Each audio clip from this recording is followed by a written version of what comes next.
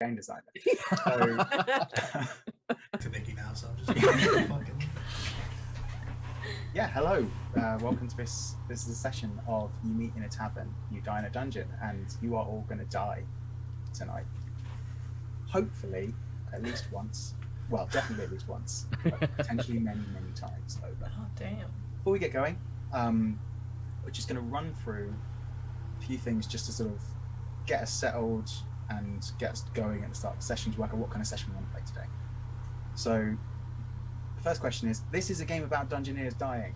By the end, all the Dungeoneers will be dead. Are you okay with that premise? Because if you're not, we should end it right now. Oh, shit. Oh, I'm actually... Wait, that's the premise? Oh, no. Oh, No. We made this I thought layout, that was we just a got all these people together at the same time. This game involves describing the death of your Dungeoneer. How detailed or gory do we want to go with that? So, personally, I'm okay with all sorts of stuff, but I don't want to get into like Saw territory of things. I find it really funny when I think that the way that someone dying, if they die and they burst, that's what I think is the funniest way to for someone to die. So that's sort of, I'm on that sort of level. So what about all the rest of you? How about you, Lydia? Yeah, I think I would probably be at that same level. I can tolerate Saw level stuff, but I think why would we go? Oh, 100%. Yeah, I get a feeling. Casting people is fab. I just think fantastic.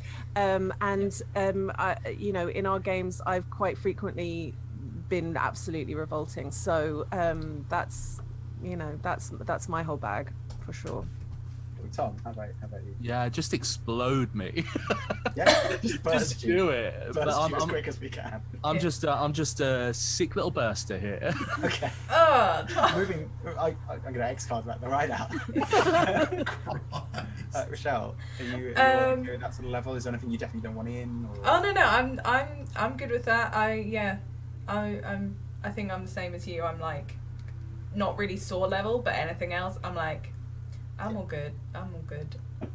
Nikki, you're sitting at that level as well. Yeah, I probably won't generate gore. I think for me, death and violence and those sort of things are like funnier or more interesting when they're like the path that led them there rather than like the physical act. Like someone could die, however, that doesn't really. So yeah, I will happily witness gore, but I will not be generating any gore for you this evening. Cool. Yeah. To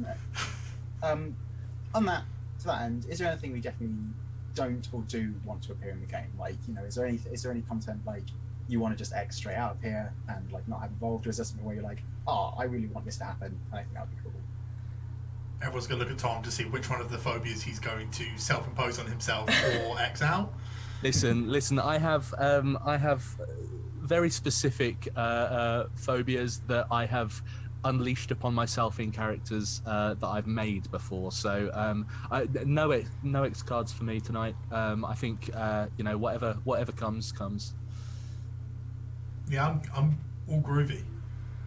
Yeah, there's nothing I can really think of.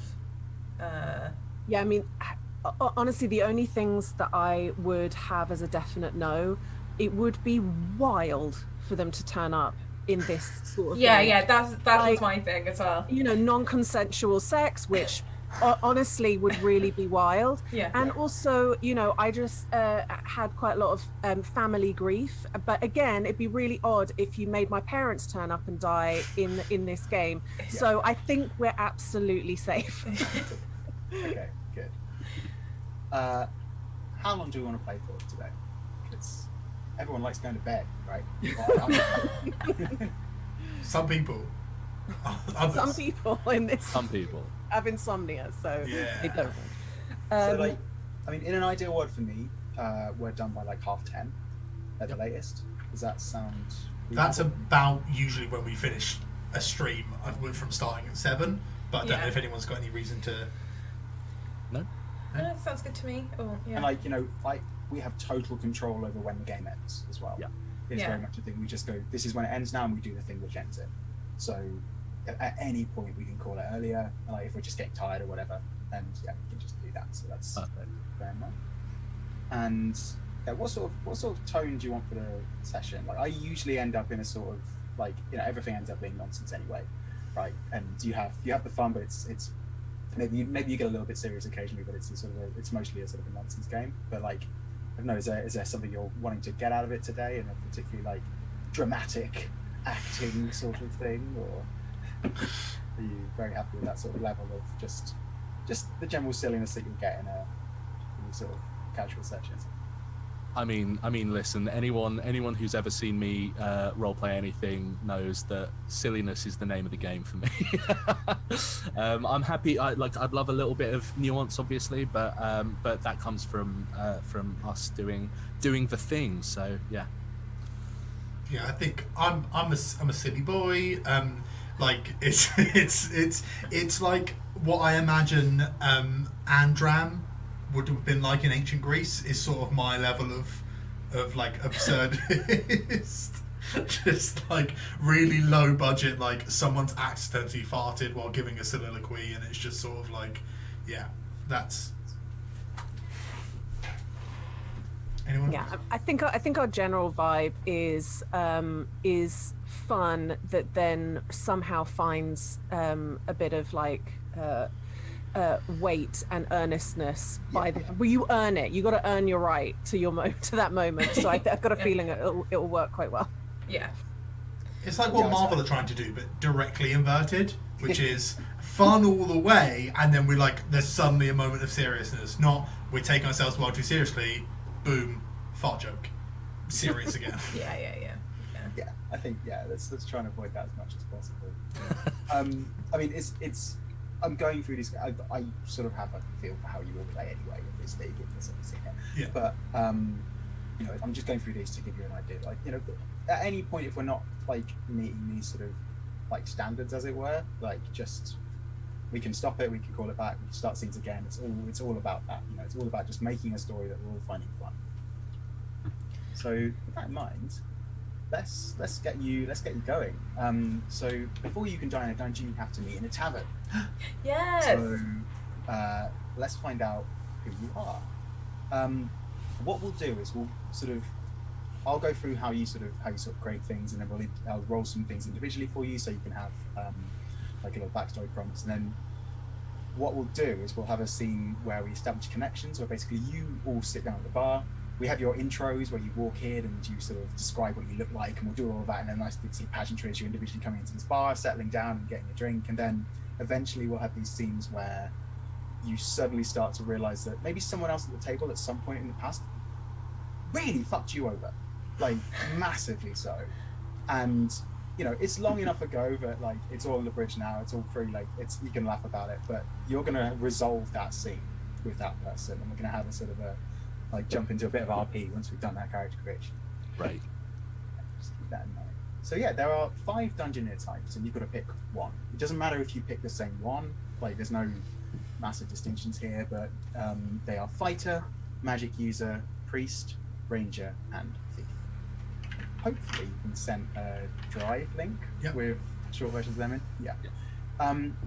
For a little rundown, a Fighter's sort of, I think they're pretty self-explanatory. I won't go down too much. Yeah, I'm not going to do that. But so what does a magic user do? Yes. So you say I use.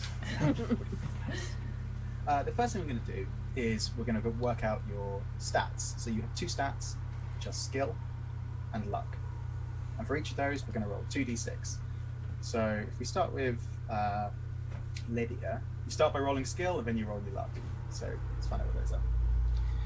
2d6. No, bad already. No, that's not too bad. I just saw a 1 and I was like, but the other one was a 6, so 7. 7 for your skill, and then roll again for your luck. Be better. Yes, that's an 11. An 11. It's a very good score. Ooh.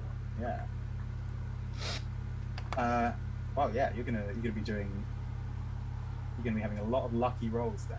When you use skill, is basically used for anything where your Dungeoneer's sort of chances of success rely on their own abilities.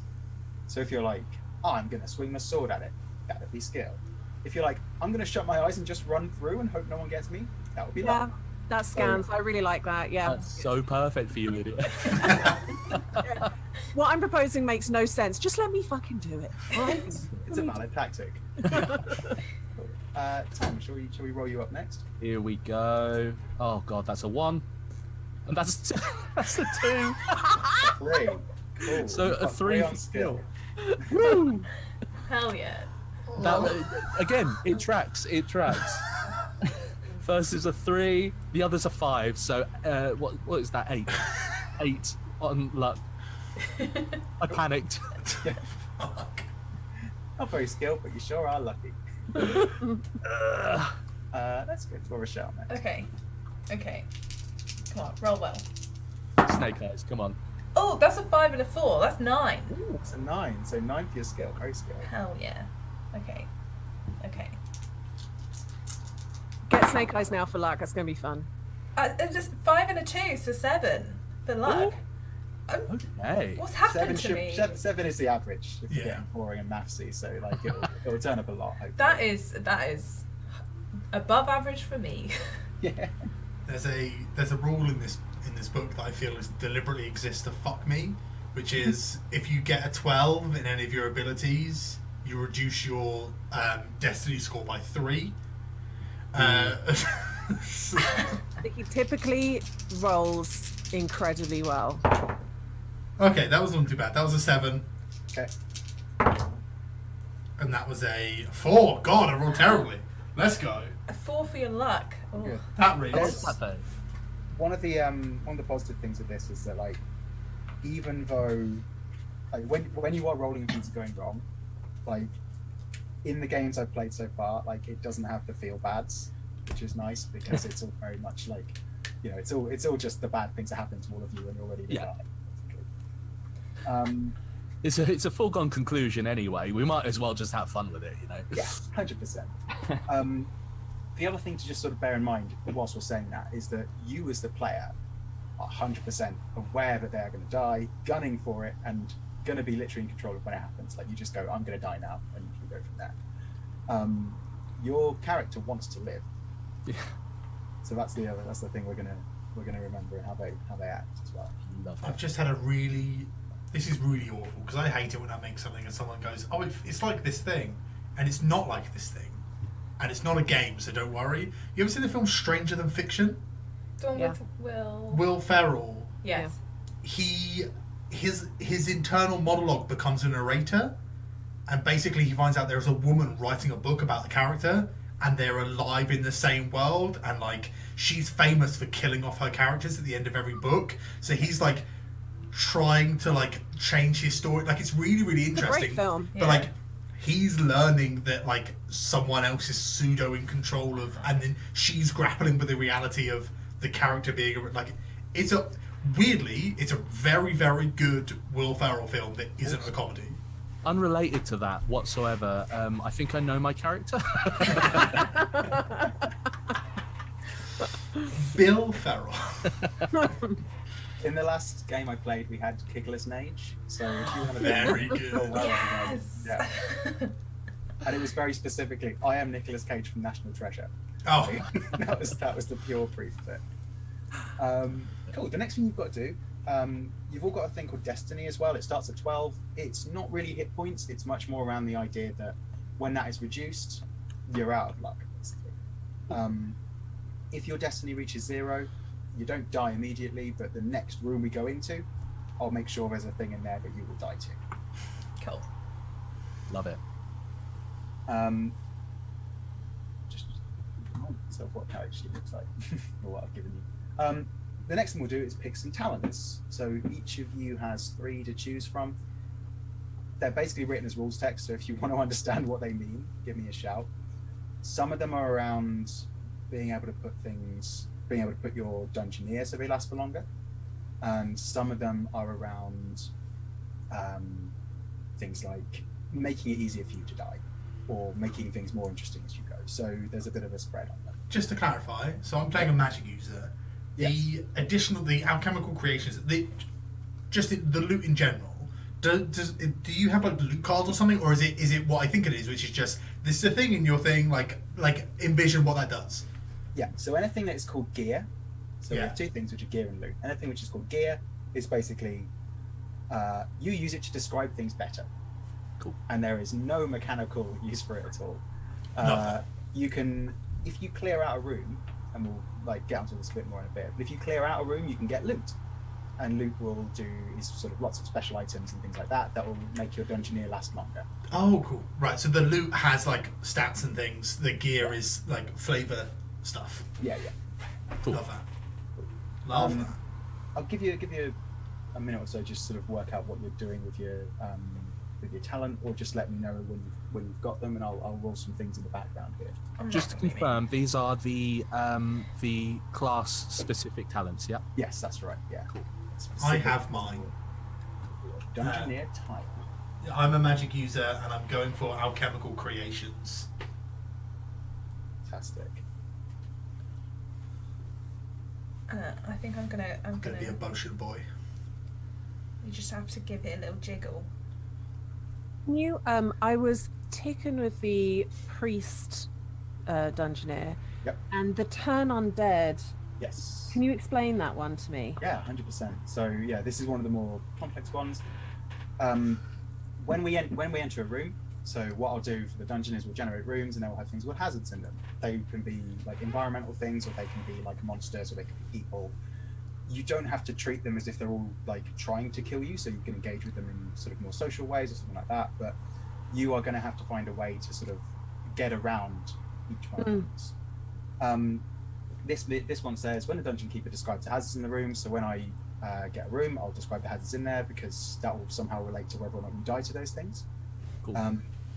So before we roll initiative, I'll describe what's in there, and you can then do this move, where if a hazard has the undead tag, you roll a d6, and on a 4 to 6, you like reduce its HP. HP in this system means hazard points.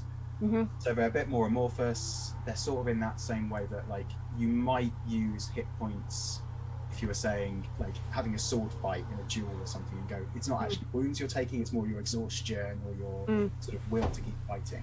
So when you reduce the HP of a hazard, you reduce sort of its threat essentially, or how like in some way, shape or form. So this can completely remove a hazard with the undead tag if you get it right, or it can make it easier to negotiate just by sort of doing it. Cool. Great. Cool. Is that okay? Is that Yes, it is. Sorry, yes, I. no worries? That's all right.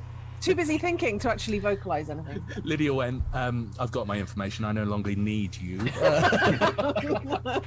This is unfortunately the most complicated part of the game, is picking these talents, but it's nice to have something which makes you a bit different. Yeah. So I think I might go basic in the best possible way and go fighter. I think I'm going to go for protect the weak points. Cool. So when you reduce a hazard's HP, hazard points, pick another dungeoneer as your ward. That hazard cannot reduce your ward's destiny by more than 1. Cool. Which is cool. Yeah, Very cool. And what we'll do when these things come up is get you to describe how you do that. It doesn't have to be when you smack a thing with your sword, like you sort of protect it from someone else. It could be like, when you sit down and have a beer with it, you're like, see that person over there? They're actually all right. Like, don't They're good people. crush them with your giant jaws. Like, yeah. Excellent. Cool. So we've got a priest and we've got a fighter. I'm going thief. Cool. I really did want to take the it wasn't me, it was them, but I think this lot will be mean if I do that. So I'm gonna go with the. You just have to give it a little jiggle like this. Excellent. I love it. Yeah, Nikki, what are you going to do? I'm going to be a magic user, Ah, and I'm taking the alchemical creations. I've fully got a whole character in my head as well. Oh, this isn't fair.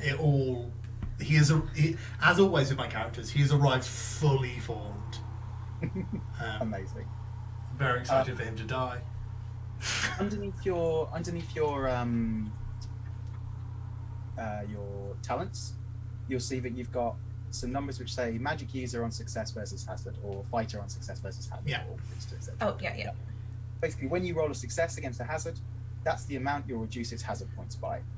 So If it's Okay, cool. So if it's got like everything has a tag, and so these are things which you are better at sort of dealing with purely by merit of the background you've had. Nice. So when you succeed, us like and if some hazards have 2 or more tags, and at that point you get to choose the one that's best for you. Okay. So if it's got abomination and mage, then you've got a 6 against abomination, you would choose that. Okay. Cool. And just to confirm, sorry, this is me being dim. So for me, I've got 6 on beast, humanoid, monster. That means automatically that's 6 hazard points down. Yes. With D6, it's roll a D6, and D3, it's roll a D6, and it's 1, 2, 3. 1, 2 is 1, 3, 4 is Okay. Perfect. Yeah. It was previously D6, D3, 1, but then I was like, hey, it's more fun if you just because something like it meant I didn't have to adjust all the HP of like the bigger hazards as well. Yeah. It's more fun to have a big thing with lots of it, and you do more. So. Yeah, I like that.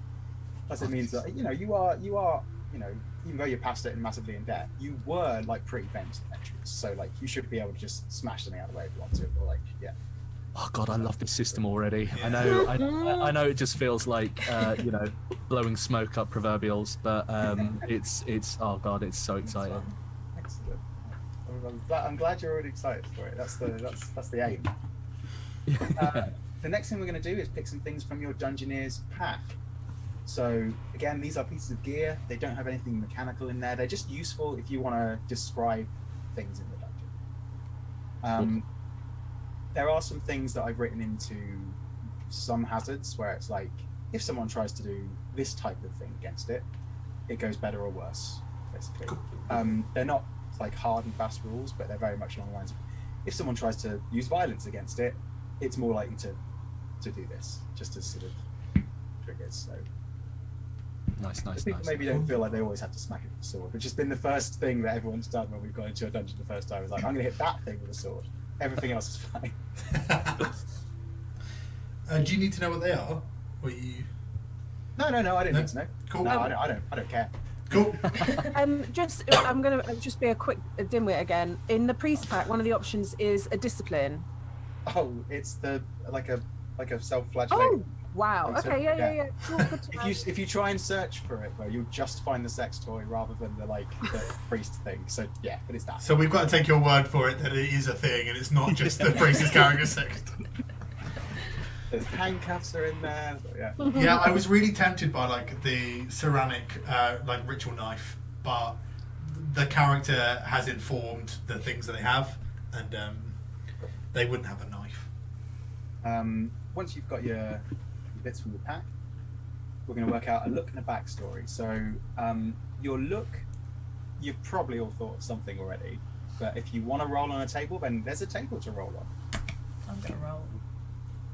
And each of you will have a special thing about you. So the priests, you've got a holy symbol, so you choose either you roll on there, you pick your own, or you make something up. And if you look just underneath that table, which is there to help you for inspiration, there's a thing about your special item which happens when you die. That it like glows, and there's some sort of, I was just looking at that I get reunited with my deity. Yeah. Oh, That I was thinking might be like the deity of like wine and wassail or something. Nice. Kind of make it more interesting. God. Oh, you know what? I'm gonna roll for this, I think. Oh, very nice. do a roll. Yeah, I did a roll. Do a roll. I've got a black mask, black cloak, and a grappling hook. Batman? I am the knight. That's just my character now. You've Batman. I'm washed up Batman. So Batman. Oh no, you've Batman. You've absolutely. My original thought was I was going to be someone that just sits in taverns like Strider in Lord of the Rings. It's just like, I'm a king in another world. In another world. You I'm the king of sense World of when- yeah, Warcraft. just always sat in the corner. Yeah.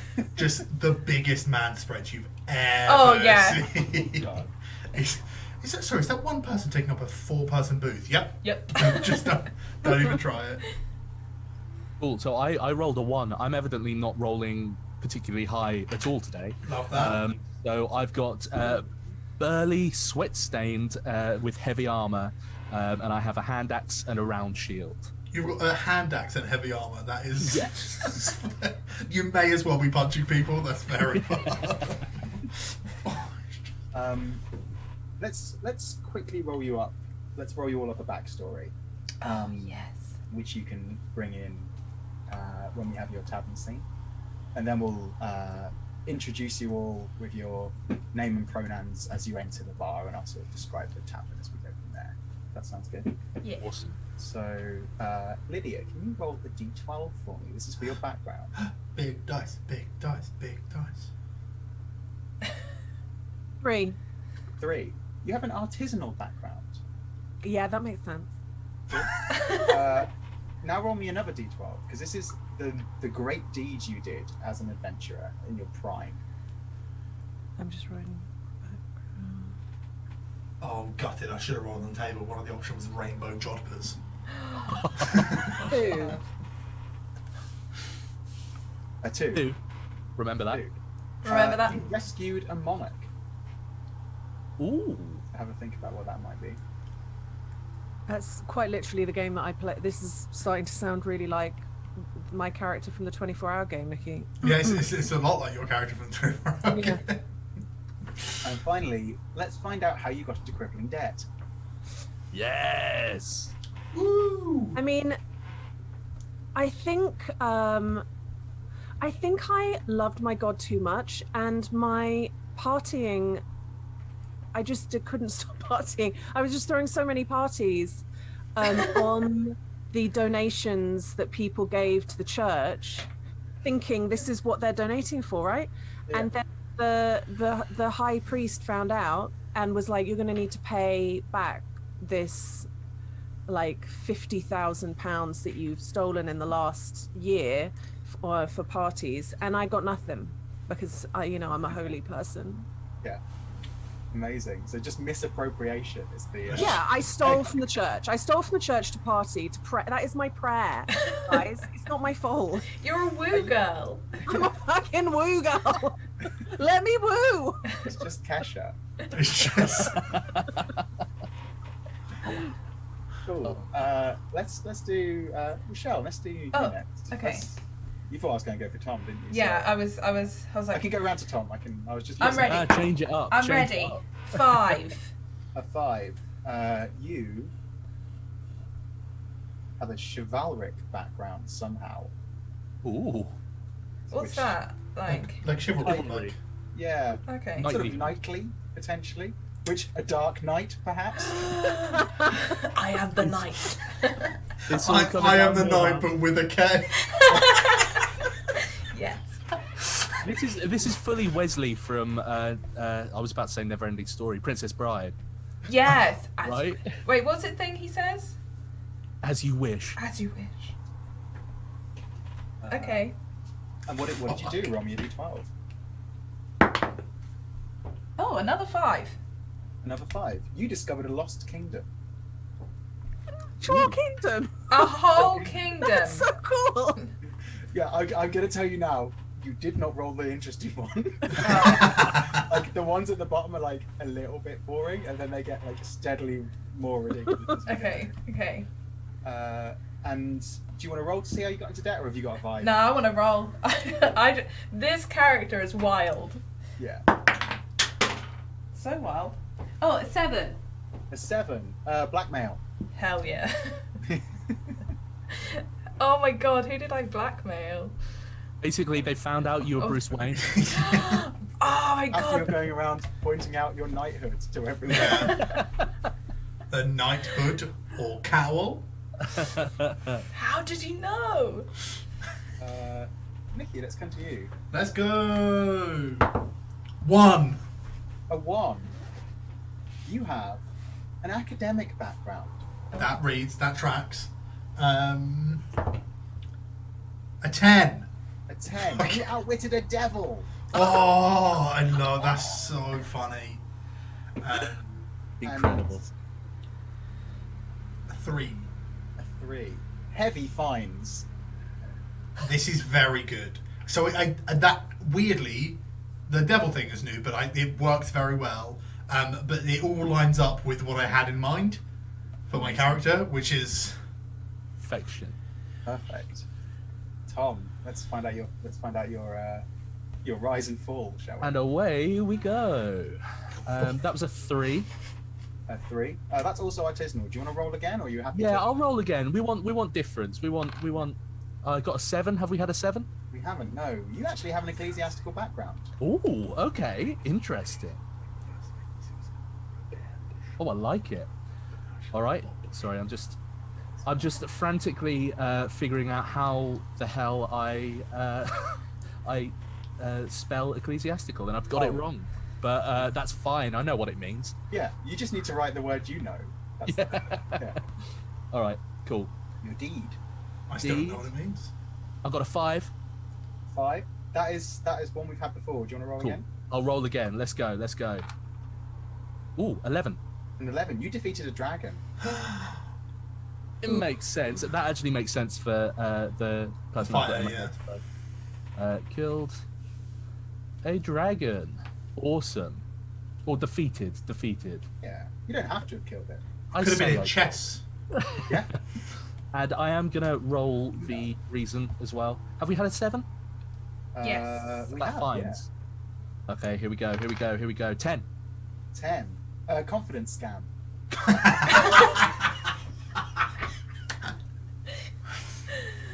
Perfect for me. Yeah. I love it. Incredible. That's so funny. So, yeah, in a second we'll jump into the tavern. I'll describe it, and then I'll pick someone to sort of introduce themselves and then describe what they look like as they come to the bar. But I'll give you a minute to have a think of some name and pronouns that you might want to have, and then let me know when you're there. I'm there. I'm so fucking there.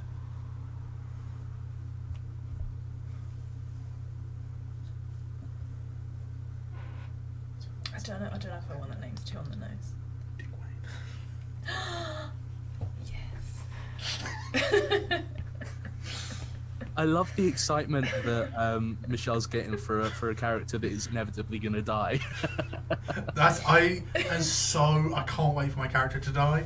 Yeah. What did you say? There's a big part of. Oh, sorry. No. There's a big part of making someone who you're like, this person is going to be the worst person ever, and I'm really looking forward to the moment they don't exist anymore. That's it. Wait, what is Grayson. Oh yeah, that's it. Oh, it can't be Dick Grayson. Dick Wayne. Dick Wayne. Dick Wayne. Wayne. Oh God. And Richard. Richard. Right, Dick Wayne. Sounds so much like Dick Vane. Oh god. Oh my God. Lowering the tone. I thought I was going to be the one to lower the tone. You don't even know, mate. You don't even know the half of it. It's always been a race to the bottom with us lot. Yeah. It really has. And it will continue to be. I think we're all done, aren't we? Yeah. I'm ready. Yeah. I'm ready. Cool. Okay. So, the camera pans in. I think it's like a rainy sort of Tuesday night, and the camera pans in. The streets around this dank little dive bar are covered in straw. There's like broken sort of vegetables and rotten like pieces of fruit all over the floor. There's horse dung in the streets.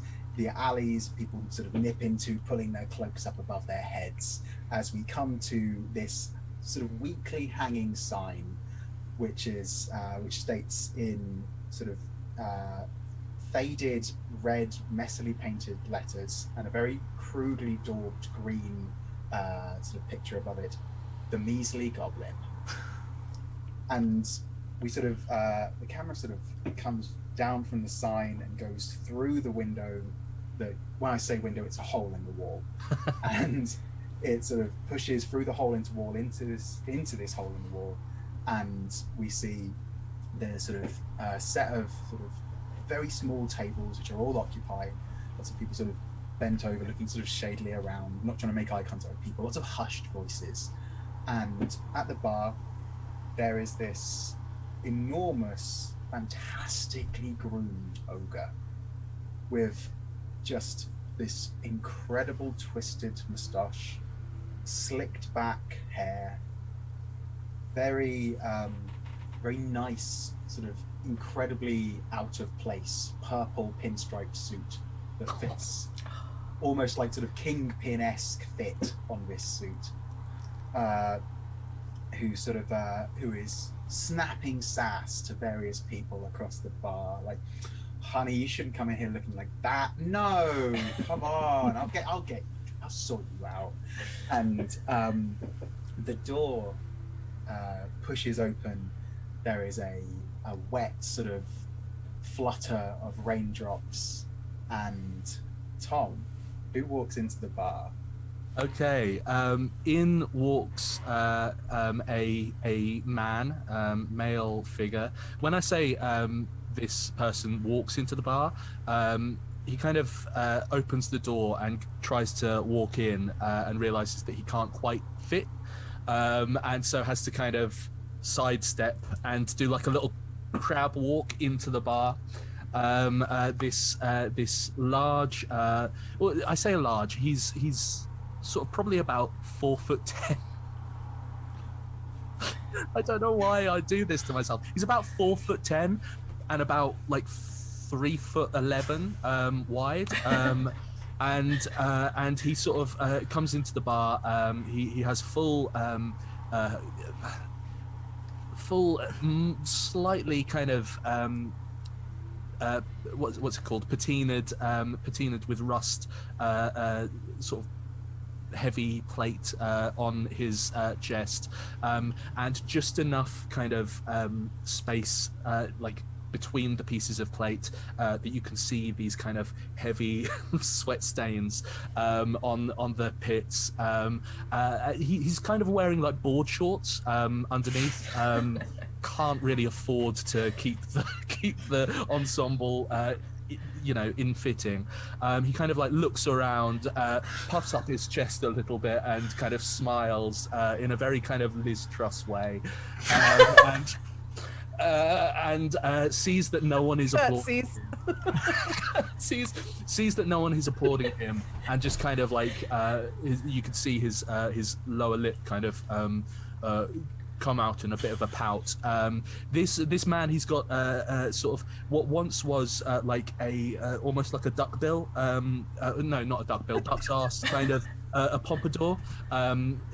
The hair is heavily thinning on top, so it's kind of like like the ghost of a pompadour on top, and like a phantom pompadour, and a psycho pompadour. Ha! Fuck. And there in the end. He looks around and goes, "Oh, right. Not quite the audience that I usually see."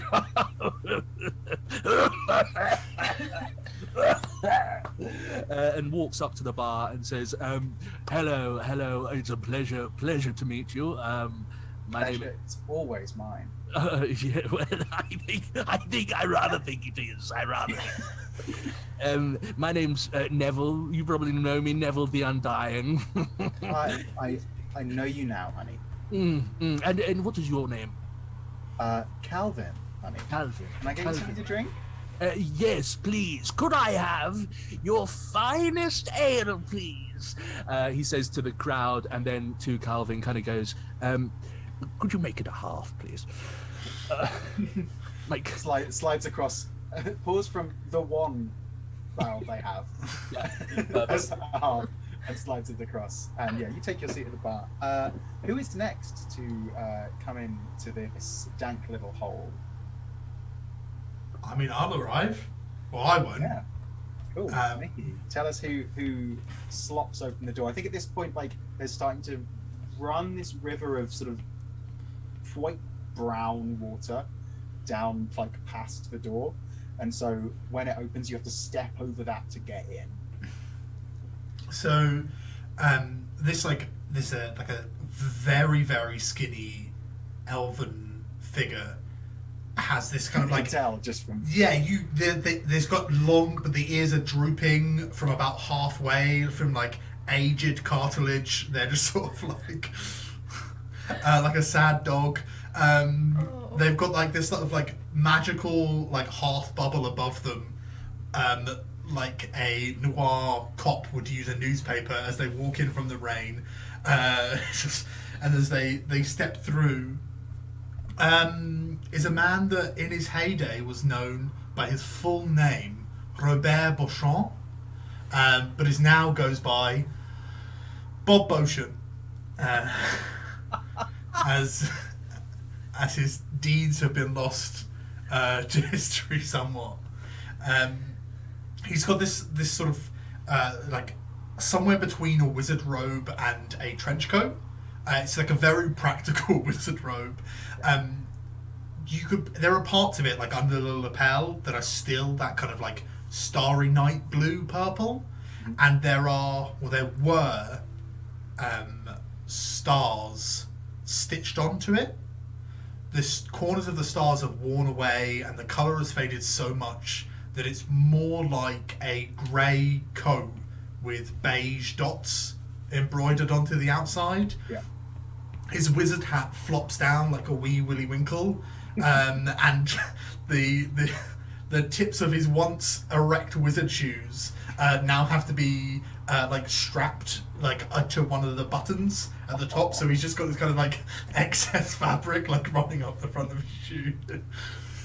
And it's, the only other kind of distinguishing thing is it's got like an blackened ash lips, and I think they walk in like immediately dispel the thing without thinking and just drop like a puddle that had been suspended on the bubble like onto them, and it's just fuck. And as they just slide all round to a booth to themselves and just hunch, and you just kind of hear their like vertebrae just like knuckle in as they like, sit back in their chair. I think there's a shout from Calvin. No table service, honey. Fuck. Just slowly gets up and does like the weird like trying to get out of a booth, but you can't stand up because it's too close. So you sort of, and it's he gets up and looks at the heightened stool at the bar, thinks about it for a second, and just takes another step closer to the bar and decides to stay standing. Just like, do you have wine? Just something. Kind of. Just something in a bottle that I can't see what it is, and that will be fine. Gotcha. It's Vimto and vodka. It's Vimto and vodka, and he pays in multiples of the smallest denomination of coin available. Yeah. Like it is not expensive either. It's no, like, but he's like counting out copper pieces, like. Yeah. On. And towards the end, it's like really slow, like. Just in the hope that they just go, oh, that'll be fine. Yeah. Are you sure you want these ones?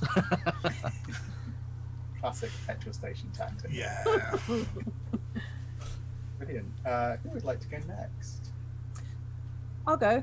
Yeah. I think through the door comes a well past middle age dwarf woman who has her lipstick is bleeding into the wrinkles around her mouth, and her hair is so backcombed and then sodden with the rain and then backcombed again, and her priest's robes are really cinched in with like a Karen Millen like girdle type belt, and she's tottering around on high heels that have not been her friend on the walk here through hills and valleys and the long road, and as she enters she gives a little woo and Rain is like rocketing down.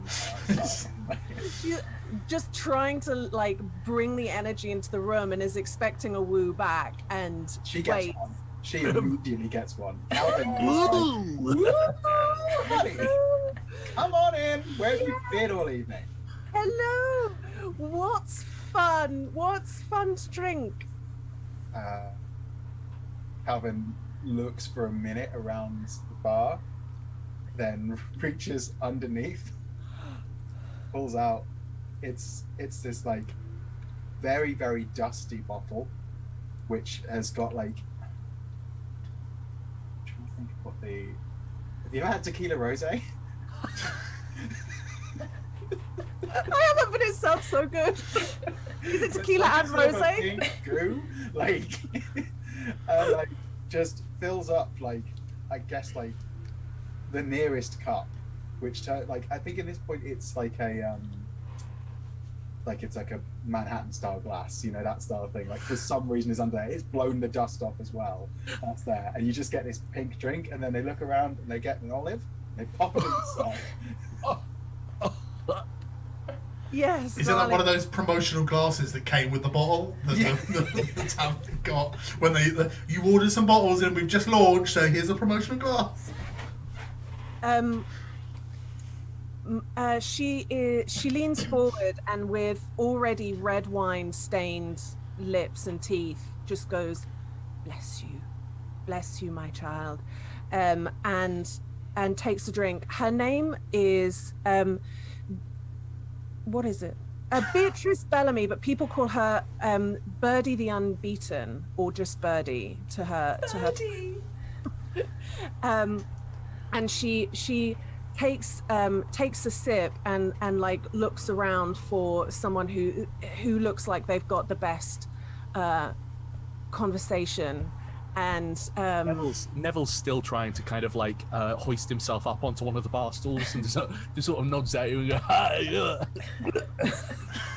She sighs and looks a little deflated, but totters over to go. I think unfortunately the two you've got in the bar currently are probably the best it's getting out of very meager dregs in this place. Sweetie.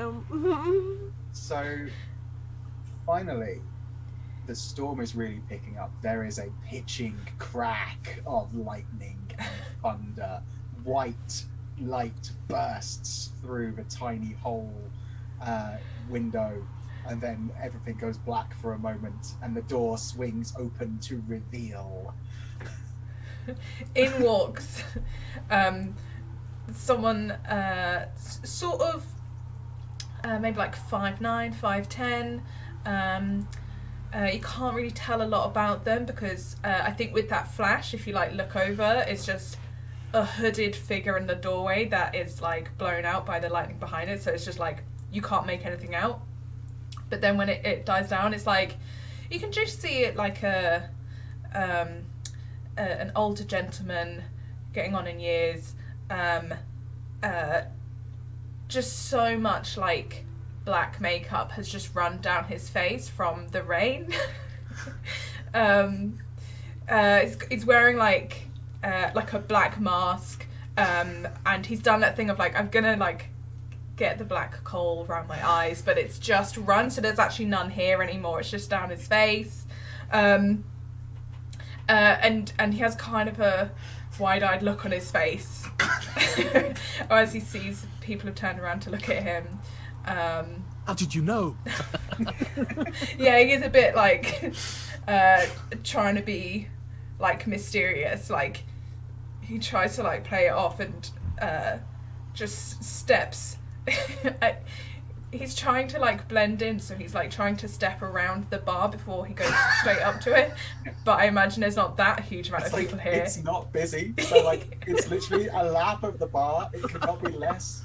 It's the person trying to quietly get into their cinema seat. It's like, no, speed is better than stealth right now. He just like walks over to like someone's table and just like puts a hand on their table to act like, yeah, I'm meant to be here, and then That's like yes.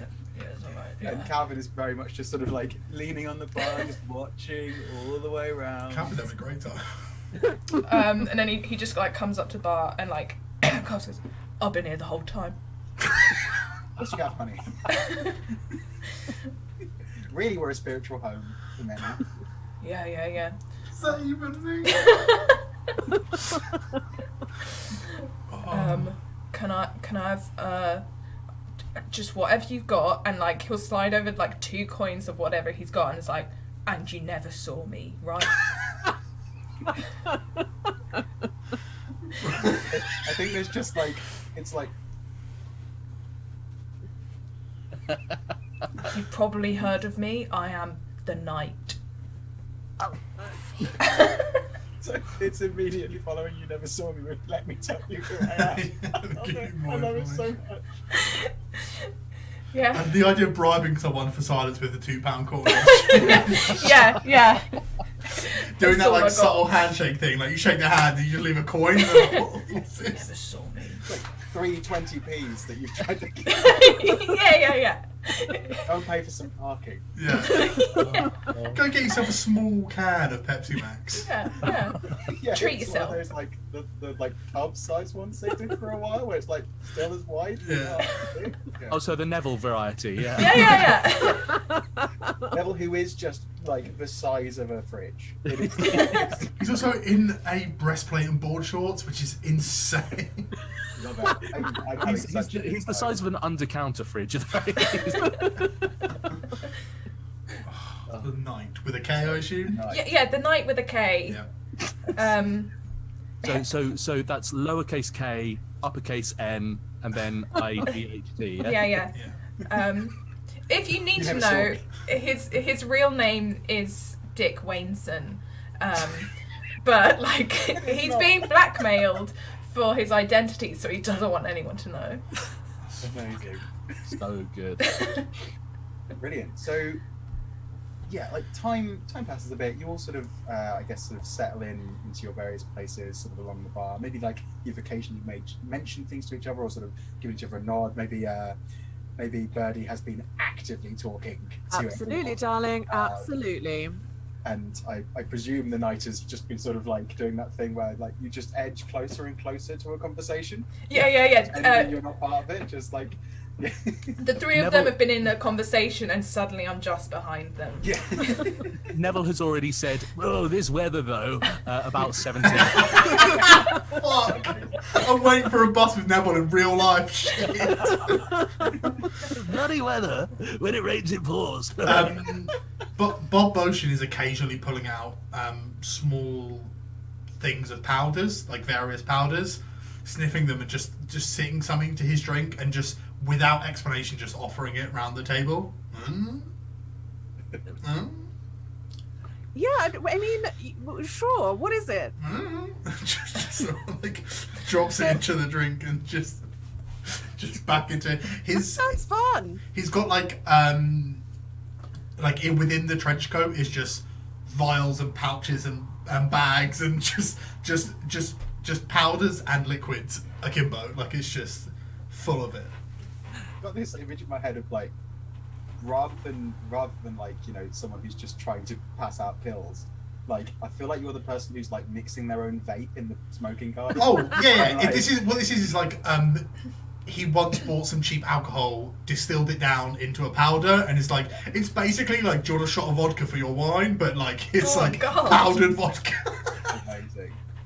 So He's the worst. you've got into at least sort of a comfortable rapport with each other, and it's at this point that we're going to start realizing that there are some connections between people. So this is where we find out that somehow at some point in the past you got fucked over by someone else in the school. So what I'll do is I'll give a connection to each of you, and you decide who you have it with, and then we'll have a scene where you can sort of play those things out a bit. Okay. Nice. I like that. I'm very excited. This So- kind of dynamic was one of my favourite bits of Court of the Lich Queen.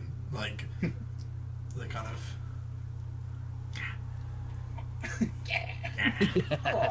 Say more. no. I'm glad I'm able to mechanically satisfy you. That's If we can get that, That's just good, give a little yeah. soundbite, you know. There you go. That's it. That I'm so sorry, but that had such was that good for you energy. Like, it just- Oh goodness. So, let's start with who's not started for a while. Rochelle, you not started. For a No, while? I don't think so. Yeah, I'll go first. Yeah. So, someone here stole your Dungeoneer's identity. Have a little think about who that might be. Have a little think. We'll do everyone and we'll come back round and we'll let you sort of have a little chat about what you think is funny based on your That background. sounds like a big Bob move to me. But, you know. It's Robert. I thought it'd be Neville. Neville trying to get in on my. Yeah, I found a kingdom. So, let's go for Lydia next. Lydia. Someone here sold your Dungeoneer a faulty product.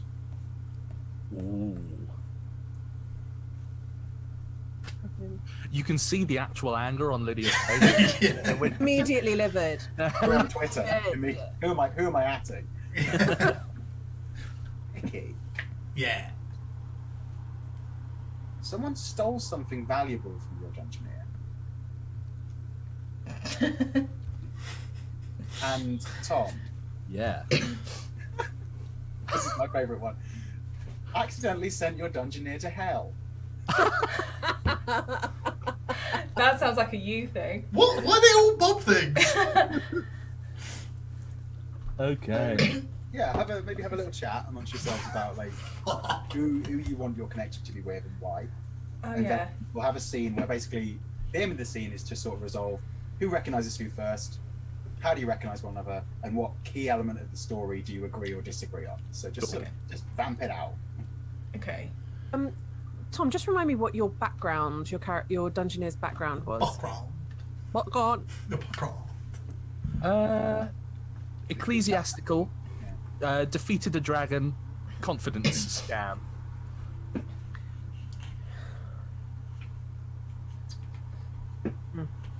I know the really obvious one is that the knight stole something from me, but as an academic, I think I was in a wizard frat, and So Birdie stole it. and Birdie came in and just Yeah. absolutely cleaned us out Yeah.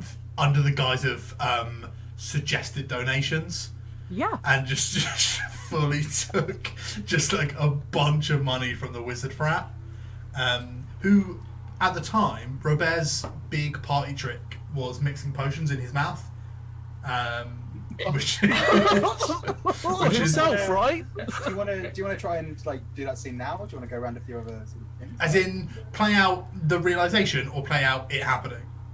I mean, you could do it as a flashback if you wanted. I don't mind. Like, it's up to you. I think the realization makes more sense because I think think Yeah, Do the perhaps realisation. while you're putting some strange powder into my rosé tequila. so. I envision this, Lydia, and then please push back if you don't feel. I think maybe Birdie starts singing a song to themselves as they get a little bit more. Living la vida loca. And I think this is where it's always living a bit local with Lydia, and I think I've heard that song before. No, I'm old, but it just starts like rooting around for just like scraps of paper that like would have been like some of them are spells and some of them are just like memories. It's Little just, memos to yourself. yeah, and it's just Great bard, Sir Richard Martin. Everybody knows him. Darling. Have you ever been to Bogsworth, the wizarding school? Very probably, darling. Very probably. Look, it's just a piece of paper that says, "Living de Vida stole my gold," and it's just. Oh. Did you ever go to a party at the Wizard Hut? I go to a lot. Yeah. I mean, no one can prove anything, but. Aren't you the one that does some revolting thing with cocktails and then you spit it into other people's cups? No, they're not cocktails. They're potions, and they. I can mix potions in my mouth. See, it's all calloused and sore. That is not really the brag that you think it is, my darling. It's like a workman's hands, but with my mouth. It's so chapped. Horrid. I shall pray for your esophagus, sir. You stole our funds. You stole all of our frat funds. And the great goddess Bottle thanks you for it. No? The what? I don't need gods or goddesses. I could really do with that gold. Did you have it? Could I have it back? You owe it. You owe it to me and the boys. She has always on her the last thing she snatched when she went on the road, which is the alms box from the church, and opens it up and just shuts it again and goes, no. What was that jingling? Not gold. I don't believe you. I'm just so poor. I'm a woman of gods. And I'm a man of magic, and it's helping neither of us right now. 2 of those boys had to flunk out of wizard school because of you. Sometimes that's all for the best. I'm so sorry that happened. What a long time ago, though, wasn't it? Do you want a little drinky? Have a drinky and forget all about it, my love. So as you're having your little drinky and forgetting all about it, who would like to do their connection next? I'll go next. Yeah. I think. So I'm speaking to the knight, I think, and whether the knight wants to listen or not, I don't think I really. I'm oblivious to that fact. So you don't even notice. Yeah, exactly. And I think Neville's just go. Anyway, yeah. So then there I was, with fame coming out of my pores, darling. God, this weather, honestly, I don't know. Anyway, so there I was, fame coming out of my pores. Have I said that? And you have.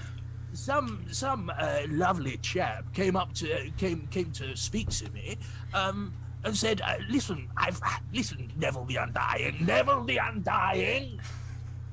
No, okay. Listen." Single clap. Still got it. So listen, I'd like to give you an energy drink deal. We'll call it Undying, and it'll be fantastic. And I thought, well, bloody well, God, this wind. Anyway, so there I was saying, yes, I'd love this deal. We got it done, and a couple of months later, we found out that what he was actually putting in the flask was, well, it was piss. Anyway, then there we were, saying, well, people are drinking piss. This is not okay. This is, I feel like think you should do that, no. Well, exactly. And then this fellow, this bally fellow came up to me one day, and he said, oh, you don't know who I am, and you haven't, I bet I made you jump. And I said, well, quite. I mean, I saw you walking over, but I wasn't expecting you to speak to me. And he goes, I hear you've been making people drink piss. And then I said, well, no, I'm an innocent bystander too. And before I could finish saying it, he kicked me square in the chest, straight into a portal, into bloody hell. I think he was called like Dusk or something, or... Hold the flip on. Wait, hold up. I've got so much stuff in my eyes. Was it the night? Yeah. You kicked me into a fucking portal into hell. I kick lots of people into hell. Your signature move. It's Hell so is the kingdom I off-brand. found. Hell is the kingdom I found. That is the kingdom you found. It's so off-brand. That's so fucking funny.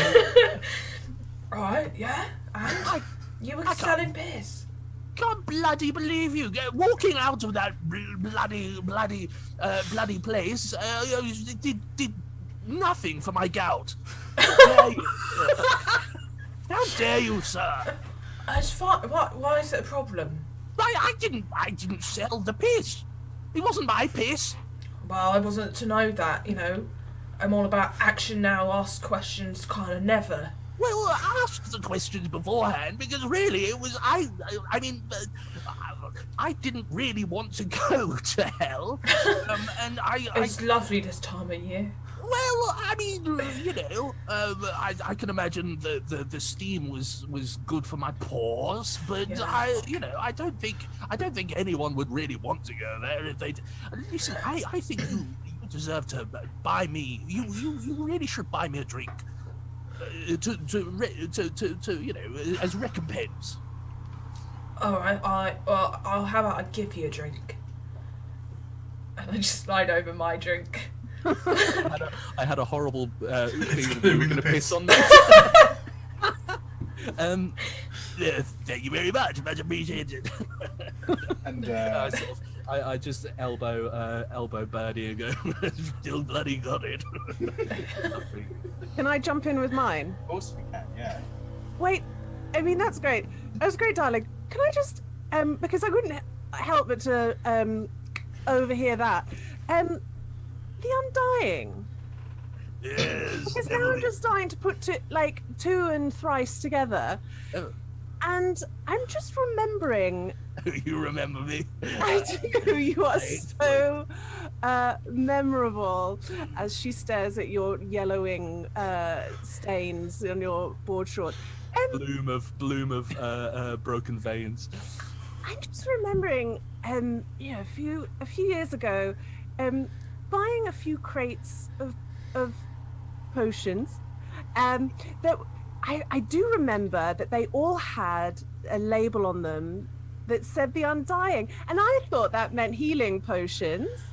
And one crate did actually say, a potion of teleportation. But I thought, Undying, it's going to be so good for you, loads of health. And now I'm remembering that you really had about 75 crates of this stuff to move, and it was a good value. So I bought some, and when I really needed to make a quick exit in quite an awkward situation, I found myself drinking a whole bottle of piss. Well, I mean, some studies have shown that there are medical benefits of drinking piss, and Not teleportation, though, is it? Not teleportation, though, is it? You're gonna go bloody. Why don't you hand me that drink now that you just got? Just hand that over, because I think that's probably mine. And also, if you've got any extra, she puts the arms box, just pushes that forward. Oh well. Okay. Just sadly, forlornly slide the drink a little bit further along and just pat my board short pockets for any loose change. Really, I do apologize. It really wasn't mine. It was a brand manager kind of went off on something, and then they actually had no PR whatsoever, which should have been a red flag. But I can only apologize. And I put a couple of IOUs from other people into the arms pot, and I really am sorry. I do apologize. Yeah, it's tough. It's tough. In fairness, I had to pay a lot of money to get piss. So really, I lost too. He also went to hell. Yeah. Yeah. Oh, that does comfort me, darling. That does comfort me. Cheers. Can I have that? What did you get? Well, I was just saying, if it comforts you, could I have it back? No. I'm all right. Okay. And she just sort of uses what's left of her rosé tequila as a top to the whatever's in that. Oh, that's gonna curdle like oil on There's water. powder It is just- and rosé tequila and whatever the drink was before. It is like the most depressing sunrise. Christ. Oh. Cool. So it's the night then. Oh. Yes. I think overhearing Bob Boshan, mention his name, and maybe regale stories of when he went by Robert. Robert Bouchon. The knight just pulls out like the equivalent of like some paperwork that is what is it when you go to like university and you're like, this person's going to pay for me? Like a student loan. Yeah, like like a sponsor. Like a sponsor, yeah. Fuck. What's the word you think? Benefactor. That's Yeah. And it's he just holds it up to you and goes, "Excuse me, is this you?" And it's just like 5 years tuition at Bogsworth Wizardry School, to be paid for by Dick Wainson. Is this you? Paid for by? Yeah. You said Dick Wainson was going to pay for all your tuition. So good. Well, see, the thing you have to understand is Right. Bogsworth is a very expensive magical academy, and and to not only to you have to pay the additional admission fees in order to get into the fraternities, and so Right. Such a dick. so you know, and at the time I was sort of mostly like doing And you you know thought children's this- parties and the like, and I wanted to ratify myself as the grand wizard that I am. You know, Robert Berchon, and I've outsmarted devils. You went to hell, so and just sort of. But you. So yes, what I did was I magically forward. I didn't know it was going to be you. I just used a magical script that just picked the next person in the world that signed something. It just took that signature. So there's also probably maybe like a lease or something that was in your name that also hasn't been signed. So just for the record, you're probably on the hook for something else. Yeah, just I we're can't clear. go home now. Now I have to go by the night everywhere and I have to wear this stupid mask 24/7. Well, what I did was, if you think about it, was steal ink from paper. The rest of it was just bureaucracy, was just absolutely run. My life is in tatters. What? My life is in tatters. My life has been in tatters for... Oh, I've never been there. Is it nice? He just raises his foot a little and then remembers he can't do that anymore. What is this? Have you got something on your shoe? No, I can't. They won't let me kick people to hell anymore. What if I do this? If you go and get 4 glasses of water, I can turn them all into unspecified alcohol. Ooh, do that!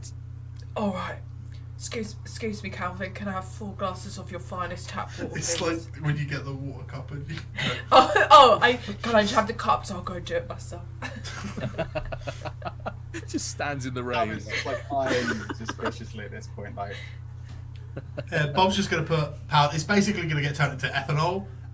If you ever had Everclear, I feel sorry for you. It's horrible. But I yeah, haven't drunk ethanol. no Everclear. Is that what you're asking?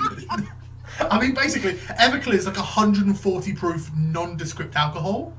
Oh, It is horrible. You can smell it and get drunk. Like it's not vodka. It's not a gin. It's not vodka. It is just alcohol. It's grain alcohol, Grain yeah. Yeah. It is fucking horrible. I did half a shot because I couldn't get the rest down. It was not great. Don't do I haven't done that. any of the shot. But so, yeah, I mean, It's that's rough. hellish. Yeah, it hurts. Did someone make you do this? Did you choose? I know I chose.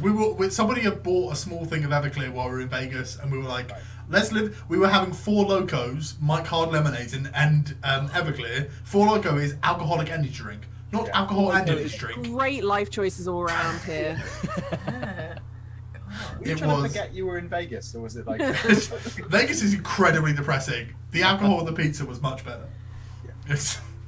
Yeah. So yeah, it's basically horrendous. Like he pours powder and then sticks his finger in every cup to Oh, mix. fingernail. Lovely, love that. Just yeah, it's horrible.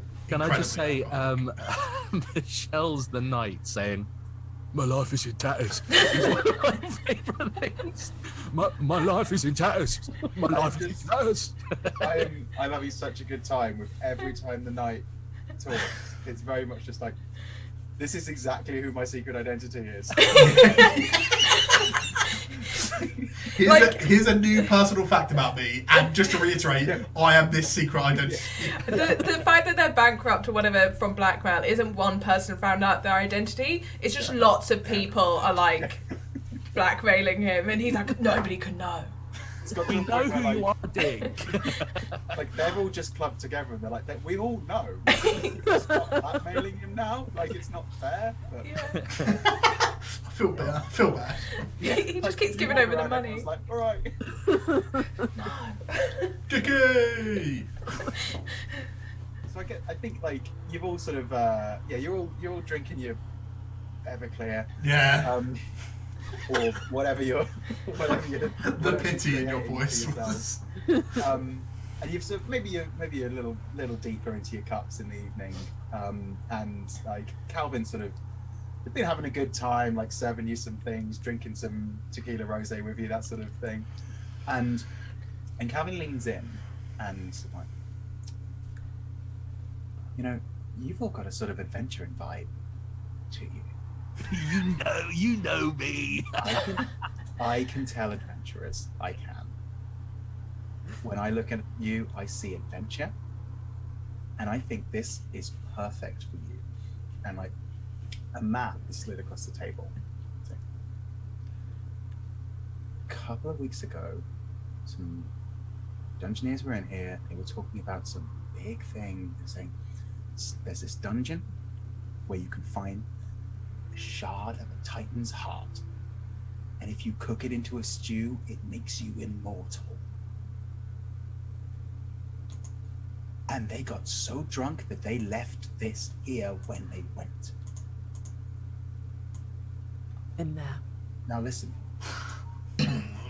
not my sort of thing. I'm not a dungeoneer, but what I'm saying is this is a big thing, right? This is like fame thing if you do this. So if you want this, just make sure you tell them it started with Calvin, right here at the Measly Goblin.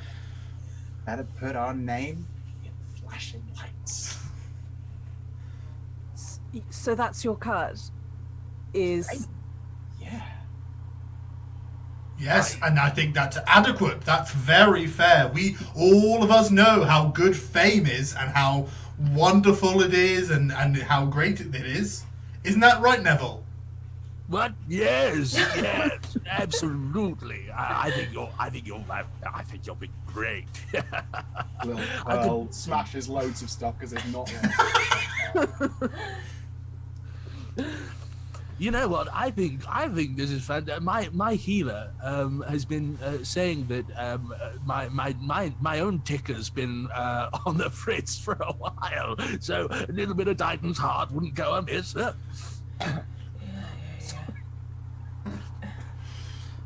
do you need the Heimlich? Should I intervene as the healer of the group? You're a healer. I well, I've been Fantastic. known to cure a rash or two. Oh, I've always had deep admiration for those in the healing arts. I have I have this lump in my groin. No. Oh, okay. Not right now, no dear. Come and see me in office hours. Yes. Okay. Good. You have office hours? Yes, that it's an extremely slim window. What say you all for a little bit of adventuring? Huh? I mean, it's a bit of dungeoning is it's. I'm sure I could knock out a quick Titan shard. It's. Oh no. No. We split the proceeds 4 ways, yeah? Yeah. The fame 5 ways. Yeah, of course, without Extremely doubt. important, that one. Yeah. Absolutely. And hey, I bet you'll be shouting from the rooftops that you've been adventuring with Neville the Undying. You're welcome. Piss.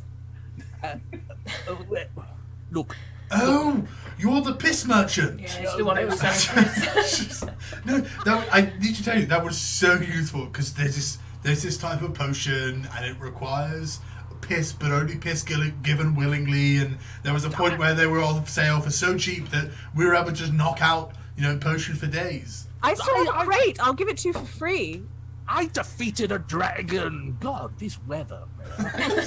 I think we like fade out from the time at that point. Like we sort of like we get this we sort of pan away to the window as the rain sort of continues to fall outside.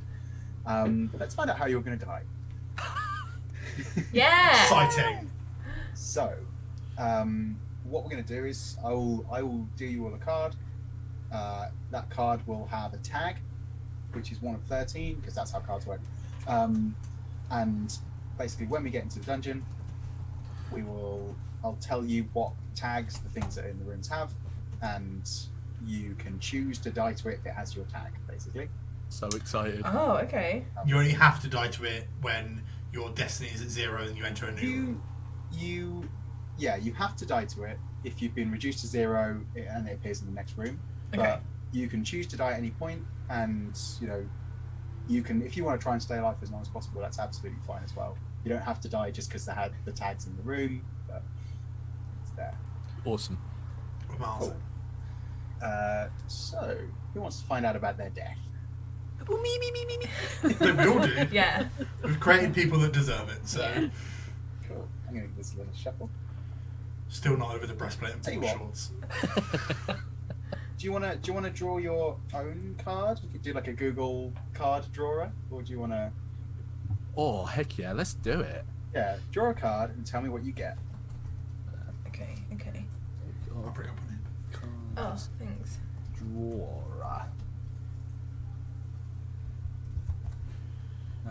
Cards.com. Random.org / playing cards. Oh, I got it too. I got a 10 of diamonds. 10. Cool. Oh yeah, you don't need the suit. I mean, you can tell me the suit. It's absolutely fine. I'm not going to hold it against you. I'm just not going to use the information. Did you Very just get a 10? Because I'll redo it. So you Oh, are going to sorry, die. yeah. You are going to die with a 10, Tom, to an ooze. Oh. That's Yes. fun. Incredible. I got a king. You've got a king. You're going to die to an undead. Oh, I feel like I'm going to fail you as Yeah. the priest. yeah. I got an ace of hearts. I actually originally got the exact same card Yeah, as you Michelle, did. so I rolled again. You're going to die to an abomination. Oh, sorry, mate. I'm gonna kill you. Oh no, the queen is still alive. Lydia, what did you get, Lydia? 7 of hearts. Oh, you can't. That doesn't do Just big white screen. You are going to die to ice. Ooh. Something. She's something just gonna toxic. slip. There is actually a thing you can just slip on. And She's got heels. Canonically, she's wearing 4-inch heels. I've got heels on and probably a cocktail in my hand, and an ice cube will come out of my own fucking glass. Still, like Yeah. it just like Final Destination style. The ice cube like jumps out, and the stiletto is like. I just look at all of you guys knowing it's coming. Nikki. Klube.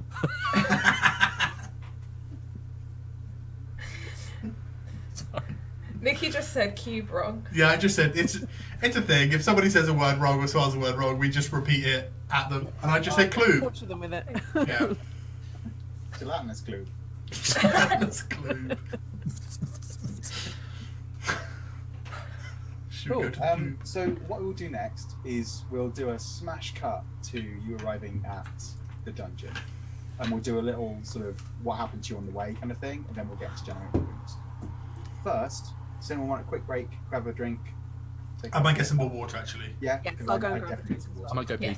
Yes. I Cool. need to pee. Right. Okay, bye. Bye. Slightly cooler. Go away. Go away. Go on. Surely you'd want to make your water colder. Why? We're having a shower. Oh, I was thinking to drink. I was like, why are you heating up your water? He likes tepid water to drink. Warm, a nice hot bottle of water. Oh, yeah. I've got a friend who boils the kettle and then has like cold water and boiling water and mixes it. Pourquoi? She likes exactly warm. Yeah.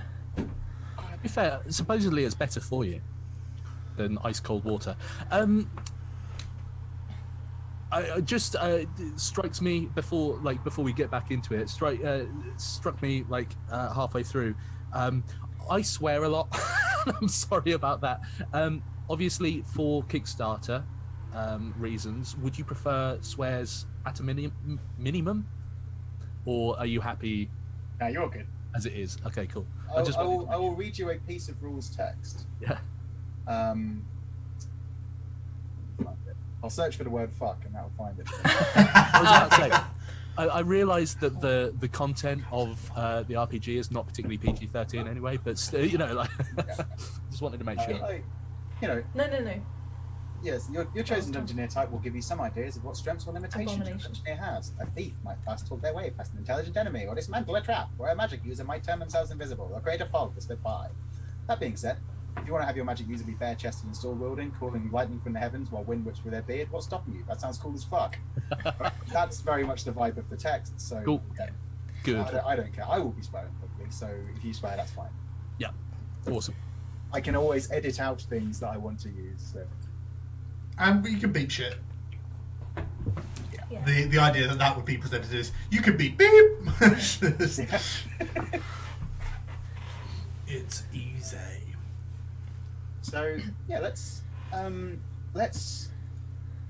cut to the dungeon. It's many miles out of town.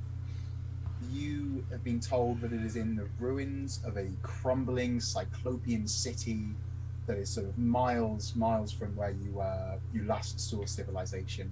You've spent several days traveling here, and you are just about to arrive at the entrance of this dungeon where it's marked on your map that is essentially this peculiarly wound tunnel that has been sort of bored through the sort of a section of this city which leads down into where this dungeon begins. First thing I'd like to ask is, what happened to you on the way here on your few days journey? This could be something where maybe it happens to a couple of you, or maybe it's just something unfortunate that happens to just one of you. Maybe Neville has a bad time. Seeing Tom thinking about that already. I think I tried to convert everyone to the good word of the bottle, the god of wine and wassail. How does that manifest? Is it like you're just offering people drinks, or is it? I offer people drinks, or say the next time we're in a in a tavern we should definitely have a drink, but also just telling the equivalent of Bible stories, which is also a little bit like this one time when I went out. And it's sort of fun at first, but then after a while it is really like I'm the woo girl of like Jehovah's Witness, and it's like, all right, we've sort of heard it now. I think after a while, Neville like tries to sort of speak on a level and says, yes, I'm very very ecclesiastical myself. I actually I was headhunted as someone to be involved with this very very prestigious religion. All I had to do was pay 20,000 gold to get in. That got me up to priesthood actually. And if you wanted to, it's very worthwhile, Well, I think the knight at some point, like the string on his mask breaks, and he's like, "Oh no, they'll know." and there's a lot of like, you've all seen his face, and I think you all probably also know his like real name. It's Been like mentioned several times. that. Yeah, you know this guy. It is like meeting Bruce Wayne and him being You like, said it out loud and showed it written on a piece of paper. Yeah, and yeah. the first night, you're like, oh god. he's not good at this stuff. So yeah, I think he's having a bit of a rough time at trying to keep his identity secret, even though it doesn't really matter. It matters to him. Yeah. Yeah. Yeah. 100%. He's like sort of maybe like jumping along the back a little bit, like head down, just like. yeah, absolutely. If someone's like, we know who you are, he's like a spoiled child. Like, no, you don't. No, you don't. No, shut up. You don't know me. Nobody knows me. I'm an enigma. You don't know me. I imagine with all this weather that is happening and Neville keeps commenting on, like night one where we go to like put up tents, Robert puts up his like magical tent, and then throughout everyone just sort of goes and waits for more, and it's just like he's just sort of like and it's just like a 2-person tent, and he sort of like goes to crawl in, and then everyone else's tents just get like taken in this terrible gust. Oh no! So I we think all end up you top lay and tail. down. You lay down, and the night is just somehow there. We all end up like top and Yeah. tail and sardines in Bob's magical tent, and it's just like Bob's just like, go to sleep, because it's just like terrible sleeping conditions for several nights because we're all relying on Bob's magical tent, and it's just a lot of like, could it be bigger? Well, there are bigger versions of the spell, but I just don't have them to hand at the moment, and it's just. Yeah. I think Neville. I did a mansion once. Neville arrives at the destination very, very, very muddy because like halfway through day one of the trek, he had to take off his sort of adventurer's boots because of his gout, and instead had to wear his flip flops for the rest of the way. And like with all of That's the a nightmare in the rain. tempestuous weather, he's just been slipping and sliding on mud like the entire way, just like fully face planted at one point. Oh God, oh, bloody blue! And yeah, he's just had a rough couple of days. Oh. Just forlornly, you hear as he arrives. Amazing. So yeah, it's been a bad journey so far. Like, well, mixed bag. You know, ups and downs. And you finally arrive, like the place on the map. Like you maybe spend a bit of time, sort of searching around to try and work out where it is, until eventually you find this like perfectly round hole. And you begin your delve. So we're going to start generating rooms now. We're going to get a little bit procedural. I'm just going to roll a dice to see how long you're sort of bouncing around this dungeon for before we get the first Neville, you could just slide down. I mean, if it's just a hole that's been bored down, we just push you and you just. So yeah, I think like you begin your slide and you are sliding for like an hour. Like it's at a point where like you're getting so bored of sliding. Like you went after the when you went the this isn't stopping. When you're like, what is the fucking? And like it's not even sort of steep enough that you've reached some kind of terrifying terminal velocity. It's just you're just very like when you're not quite slippery enough for the slide at the park, and like you're just slowly going down this. Just every now and then you have to go. Yeah. It's so And eventually you come out in Bob magics up one of those really uncomfortable like rugs they put you on big slides at like parks. It's just like it's itchy, but The knight has Heelys.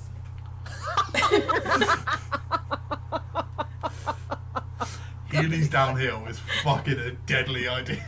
so you're healing around on this sort of like you end up on this sort of like level which it seems to be in like it looks like things have been inhabiting it recently.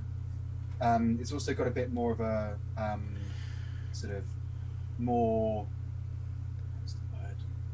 Domesticated element to it. Like it looks like you know you've come across rooms like kitchens and sort of like rooms where people have been sleeping and things like that.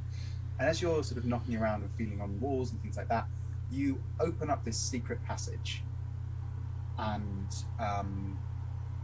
it's like you've been sort of moving down it for a little while, and there is you come to this bit where it widens out.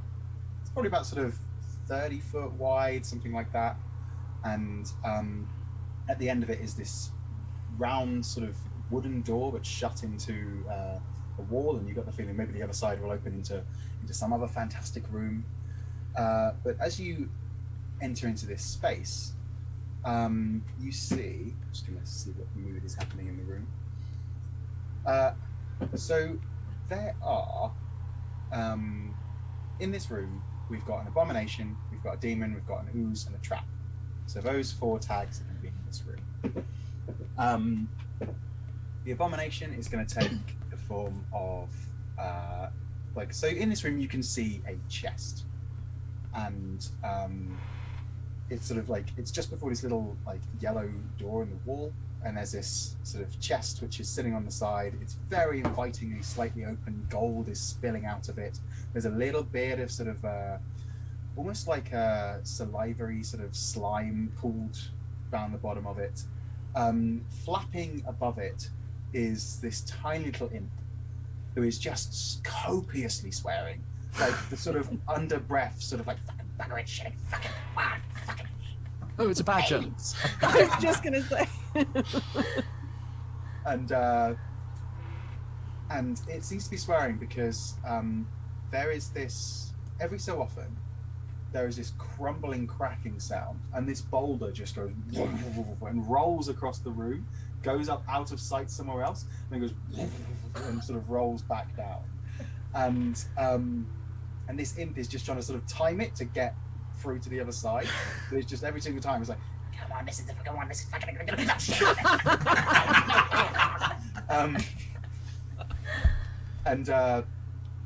and so yeah, that is what is in your way. So you've got a chest, which I'm going to tell you is a mimic because it's above table talk, it doesn't really matter.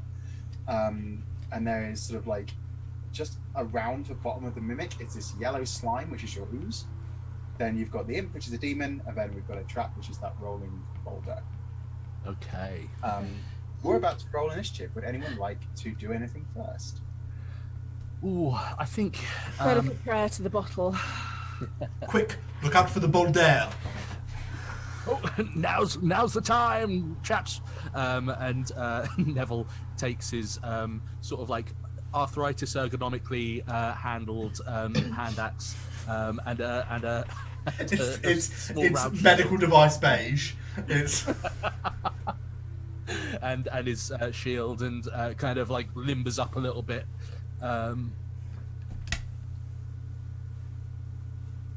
Are we rolling d12s for initiative? Rolling d12s for initiative. Sorry, I did not say that. Ooh, I got a 12. I'm not sure that's good. I got a 2. I got a 3. I got a 9.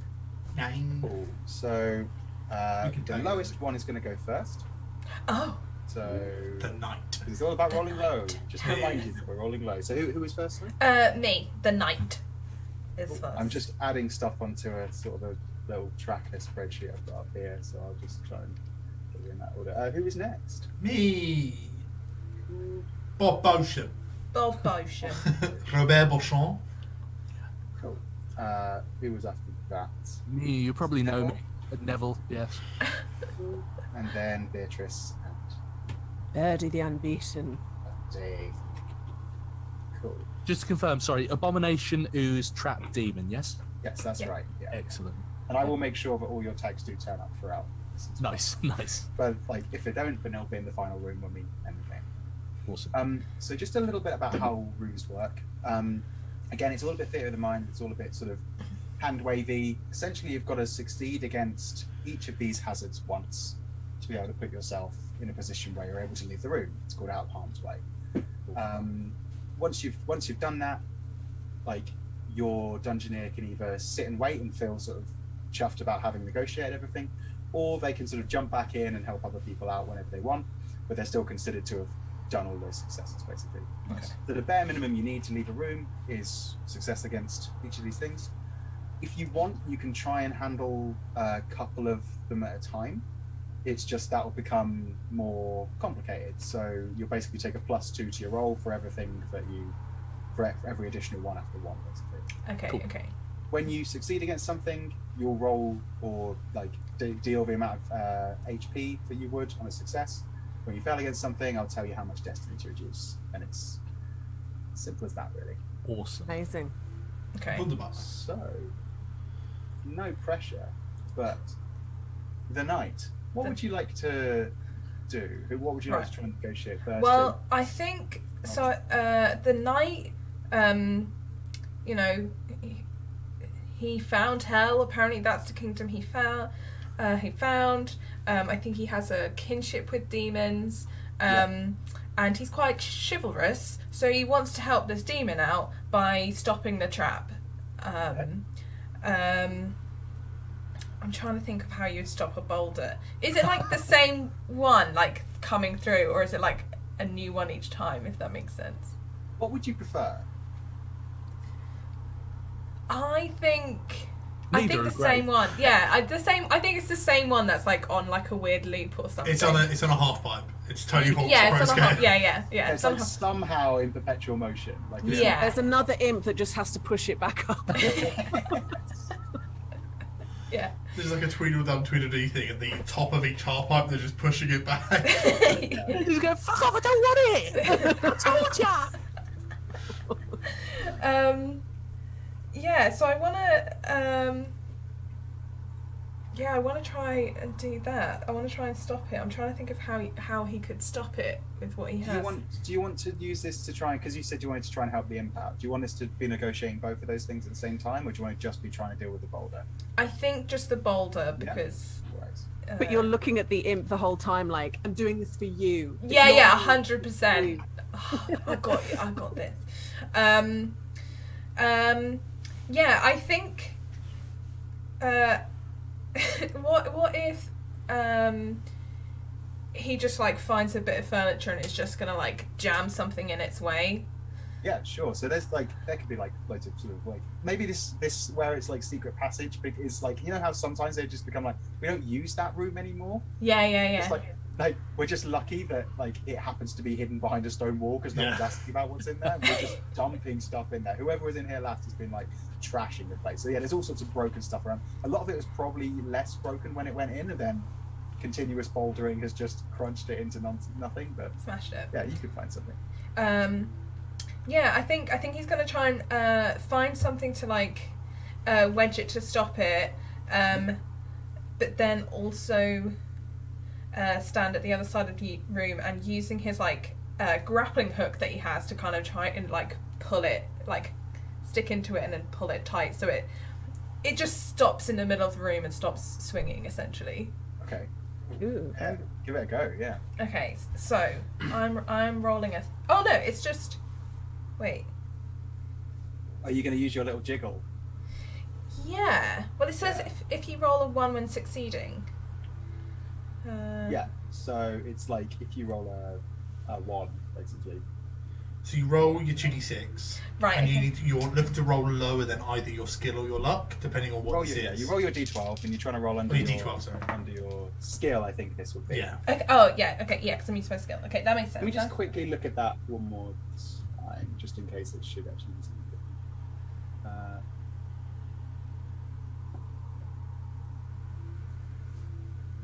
Oh yeah, cool, yeah. So Yeah. Okay. You want to go lower than your. is that a straight 12? That's a 10, That's a 10. Cool. which is one above my skill. Oh no. So you like, I don't know. Do you think it's like you go into full avoiding the lasers sort of like, Yeah. He's like in the zone, like. and like Got you this. jam the first thing in, you run to the side to get your My grappling hook. grappling hook going, yeah, and you swing that out, and first off, it obliterates the piece of wood you put in the way, and then as you're coming for it, you swing the grappling hook, it just like smashes you, and you are just knocked back. Reduce your destiny by 1. Okay. And yeah, you are sort of like arse over tea kettle onto the ground. I just love the image of you sort of like standing directly in the line of fire, just admiring your work. And just, Of a single We definitely piece. did. yeah, Yeah. no, oh no! And the imp like looks at you and is like, what was that? It's been a while since I've done this. Next up we've got Bob Boshin. Bob I'm Boshin. trying to deal with. Could take a quick as we got in, and then the knight dove in front of a rock. Bob's gonna go. It's powder time. Like pull one thing, and he just has like various powders that are like labeled, and one of them is labeled crowbar. Okay. And he pulls out this like small like baggie of powder, pours some into his mouth, and then pulls like a clear like incredible. It's like see-through custard. Like it's incredibly viscous. Oh God! Pours that into his mouth and goes, and then just like fire comes out, and then he just like spits out a full crowbar.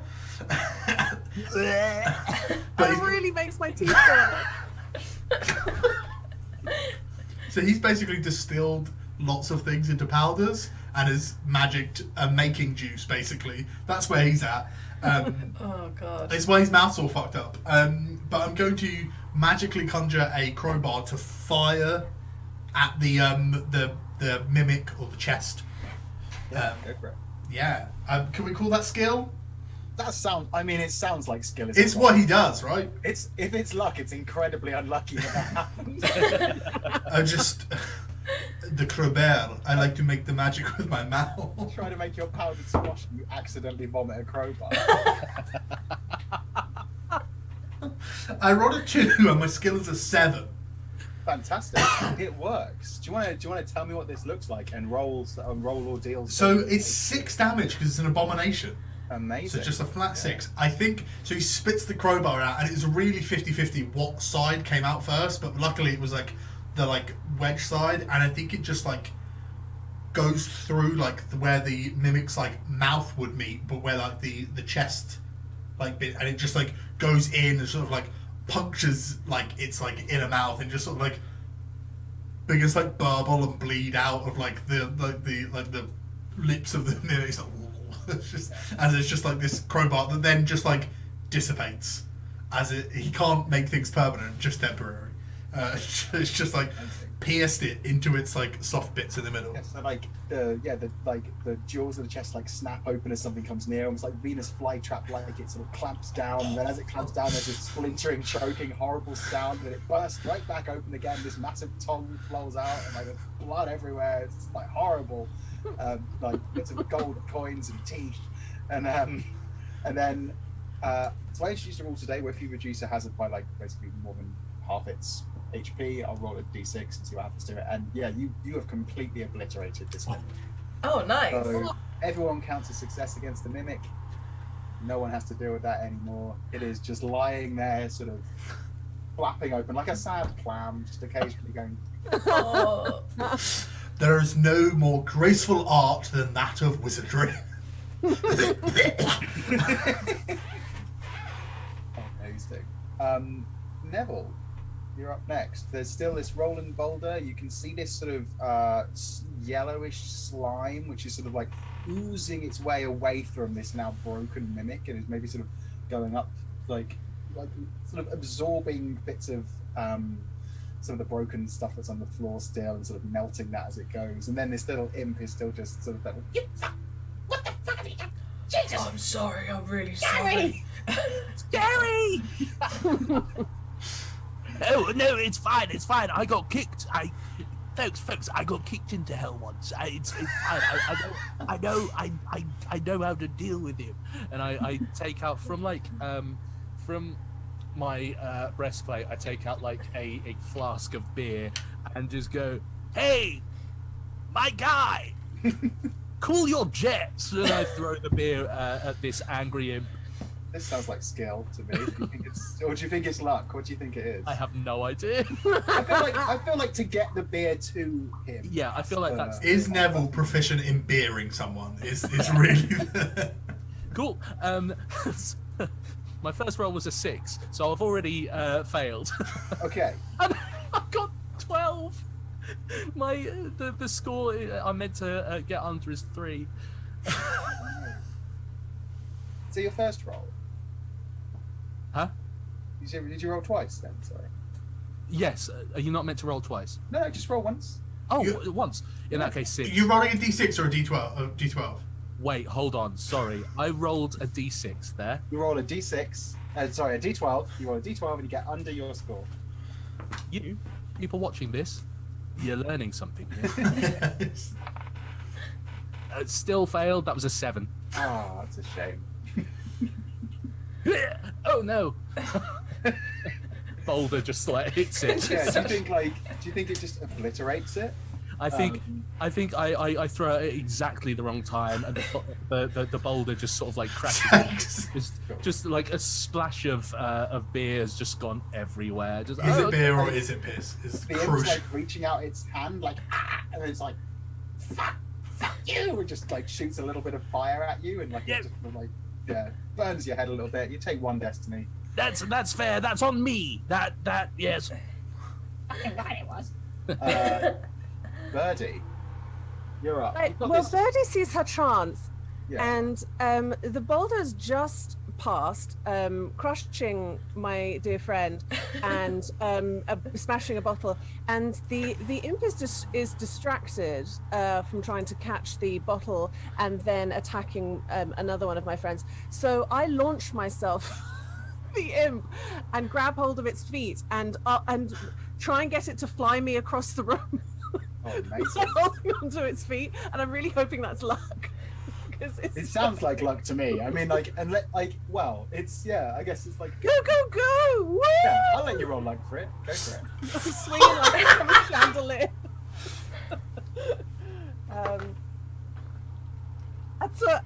I just rolled a 1. You rolled a 1. Let me read you some rules text. I only needed to get under 11, but I rolled a 1. That's a crit, Liz. Natural 1. You did it. You rolled the best you could. Feels good, right? Why would anyone take that away from you? When you roll a 1, no, I'm not actually taking it. When you roll a 1, choose one of the following outcomes. Resolve the success as normal and just be happy that you rolled the good number. Bit boring. Critical hit. Reduce an additional d6 when reducing HP against this hazard. Or mutually assured destruction. You reduce this hazard HP to 0, but trigger your own death. If the hazard has a different tag to your destined death, just switch it up and then describe how your dungeon ends glorious or dismal end. I love it so much. Well, look, I think I'm going to go number 2 because because it's a demon, right? And I would have a 6 on that anyway. Yeah. Because of its tag. Mm-hmm. So I think that then does more damage on it.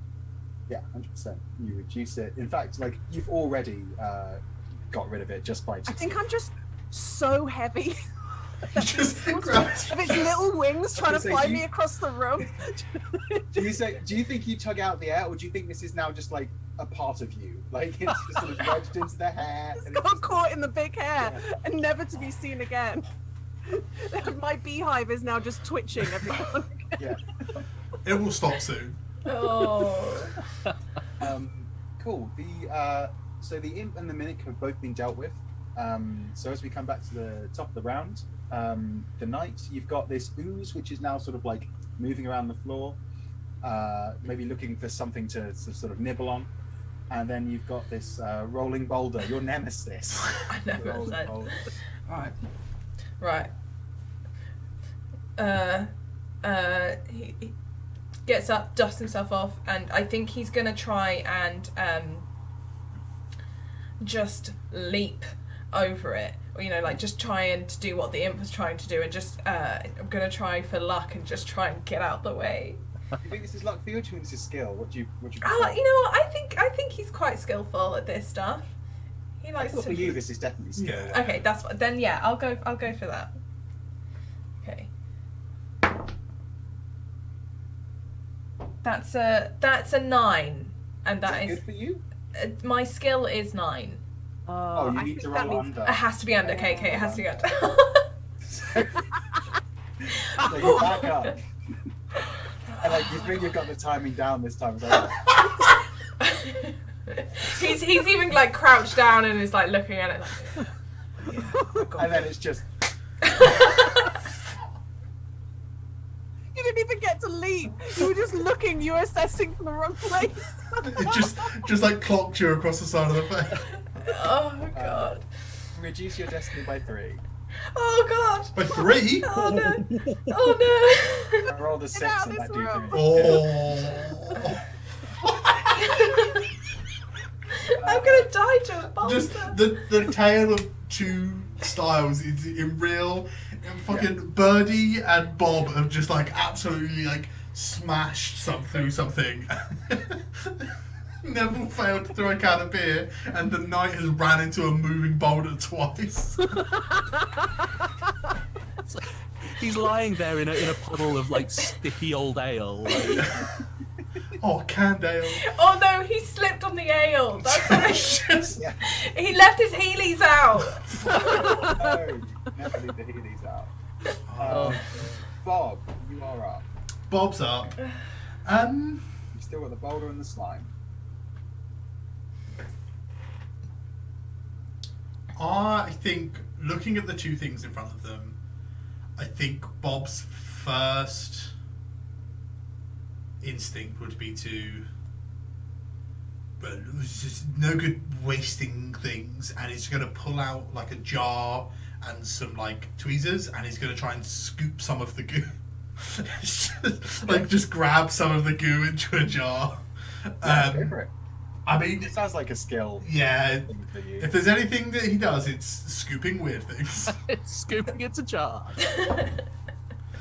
It's a 1! I won! Oh, another one. I won! No way. What would you like to do? I will take the second option, I think, because I'm not super great with oozes, but I would like to get some goozes.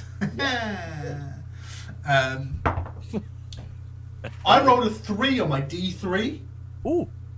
so that's Nice. 6 damage total on the ooze, or 6 on the Wait. hazard points. So I've gathered that much hazard's worth of ooze into a jar. Nice. 6, did you say? Yeah. So it's a D3 for oozes, but I rolled a 6 on my dice. So, Yeah. but because of the But you also get an additional D6 as well. Did you add that? Oh, I didn't do an additional D6. No, I just doubled it. You so, doubled it, re-roll. So I've got a 3 on the You might first be roll. looking at- I changed that since the version I gave you. That's right. So that on the quick rules, it will say the right thing, I think. Nice. 5 total, not 6. 5 total. 5 total. 5 totals. Yeah. Like it's sort of like as you expertly scoop some of it into a little vial, pop it away, maybe a little finger in the mouth as you go. Pop it in there. Like it's like sort of pulls back away from you, like sort of almost like the only time you would normally see this is like time lapse, Yeah. like sort of moss sort of like drying out almost, and it's just like sucks away from you and starts sort of like barreling towards the nearest thing which it can see to try and consume, which knight. is Neville. Dear. It's got the same texture as a flan. Okay. Does it go, or is it attacking me, or is it? No, it's not. It's not actively attacking you. You can choose to deal with either of those things at the moment, or you can choose to try to deal with both at once if you're feeling brave. I'm feeling brave. I think why I'm feeling brave, I don't know.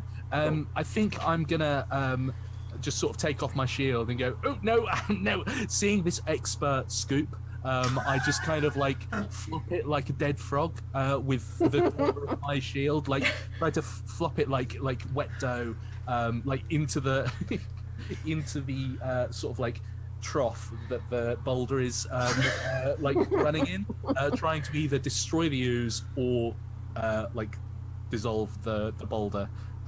So Okay, cool. So go for like a sort of a double-edged sword. Yeah. Cool. So take a +2 to your roll because you're adding an additional hazard in. cool. Then make your roll. This sounds skill-like for you. I think it's skill adjacent. You know what I've just realised? What? I can't. You Your skill is not good. can't because it's a My 3. skill is 3, and if I get a 1, that's still a 3. So, and I got a 3, so that is 5. Okay. You tried. Oh no! Don't go in there. So, so you are going to reduce destiny from both of those things, unfortunately. It's only 3. It's only 3 destiny. It's gonna be 3. Okay.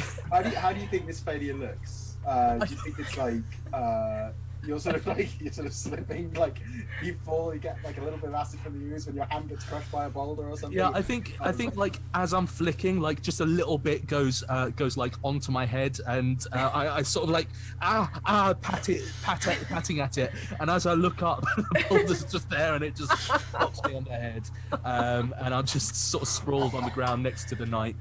I think maybe where you sort of jam your shield in as well, like you do slightly dislodge the boulder, and now it is just sort of pinballing around the room. Okay. So with that in mind, Birdie, would you like to try and do the ooze or the rolling boulder? Can I aid someone? Because obviously I actually got over to the other side of the. I had like a success, so I feel like I'm nearer the exit. And so Well, boulders going everywhere now, isn't it? yeah, I know. You're not What safe I'm now. imagining this is like someone who has just drunk so much and is trying to walk across like the M11. She just walks. With all the confidence of somebody who has got no clue whatsoever, Yeah. and just tries to pick up the knight and just walk out. Like, I'm not even trying to gauge it. I'm just walking. So yeah, roll me luck against the. Are we doing the boulder here, or are we doing? This is Boulder, I think. Yeah. I'll leave someone else to deal with the gooey stuff. That seems Yeah, gross to me. Leave the person who's gonna die. Whose death tag is ooze to the ooze. Oh yeah, that's a 3, so that is well under my luck by fair Yeah. whack. Deal whatever you deal to traps to it. Oh well, that's a D. That's real low. That's a D3. Oh, but I do have a D3. I'm so excited I get to use my D3. It's a natural amazing. D3. Yeah, so I got it specifically for you guys because for picking who gets hit by monsters. Yeah, you know. It's a 1, so that's pretty low. Yeah, it's not the best you could have rolled. We'll But it sort of makes sense because I'm the only way that I succeeded is by pretending it doesn't exist. Yeah. So I'm not actually doing anything to it. I'm just bruising its ego by like pretending it's not there. 100%. And like on that sort of initial question you had where you were saying like, oh, can I help someone out? The way that we're, because hazard points isn't necessarily hit points in the same way that it is, stuff like that.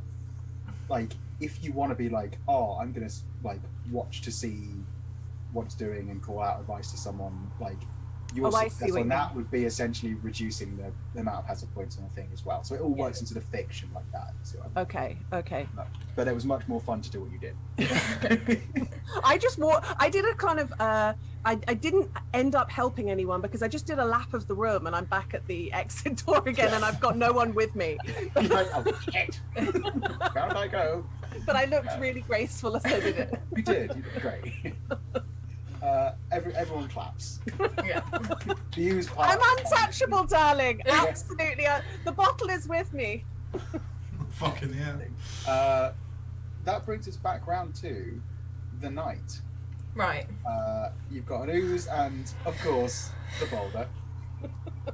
Dealing with traps is my thing. Yeah, I know.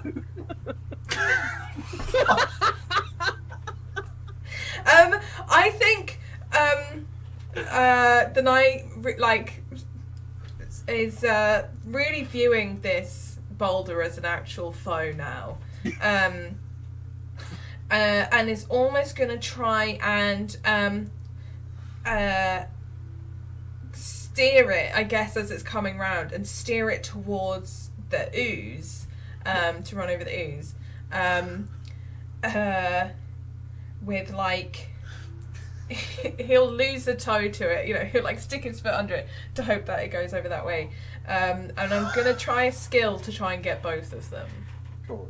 Okay, yeah, go for it. My favourite thing. +2 to your roll and make the roll. My favourite thing is both the people who failed their previous rolls went, I failed to get one, but I think I might be able to get two. At this point, I'm like, I may as well try. So I'm adding 2 to this. I rolled a 3. That's a 5. It's less. Yes. You succeed. Yeah. You. So roll me whatever you roll against Ooze, and also whatever you roll against Trap. Okay, Trap is 6 straight, Cool. and then Ooze is everything else at D3. Oh, I rolled a 6. That's 3 for the Ooze. Very nice. Incredible. He just needs some warming up tonight. Okay. He should have stretched. So Yeah. yeah, amazing.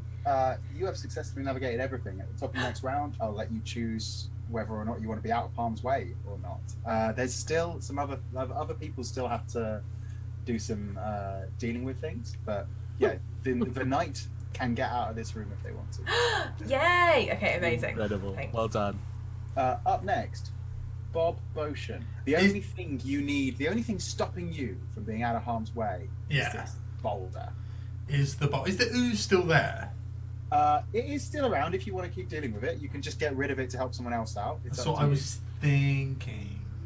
It's got 6 hazard points left, so a success would get rid of it for you, I think, because it's an ooze. Or No, ooze is everything else for me. Okay.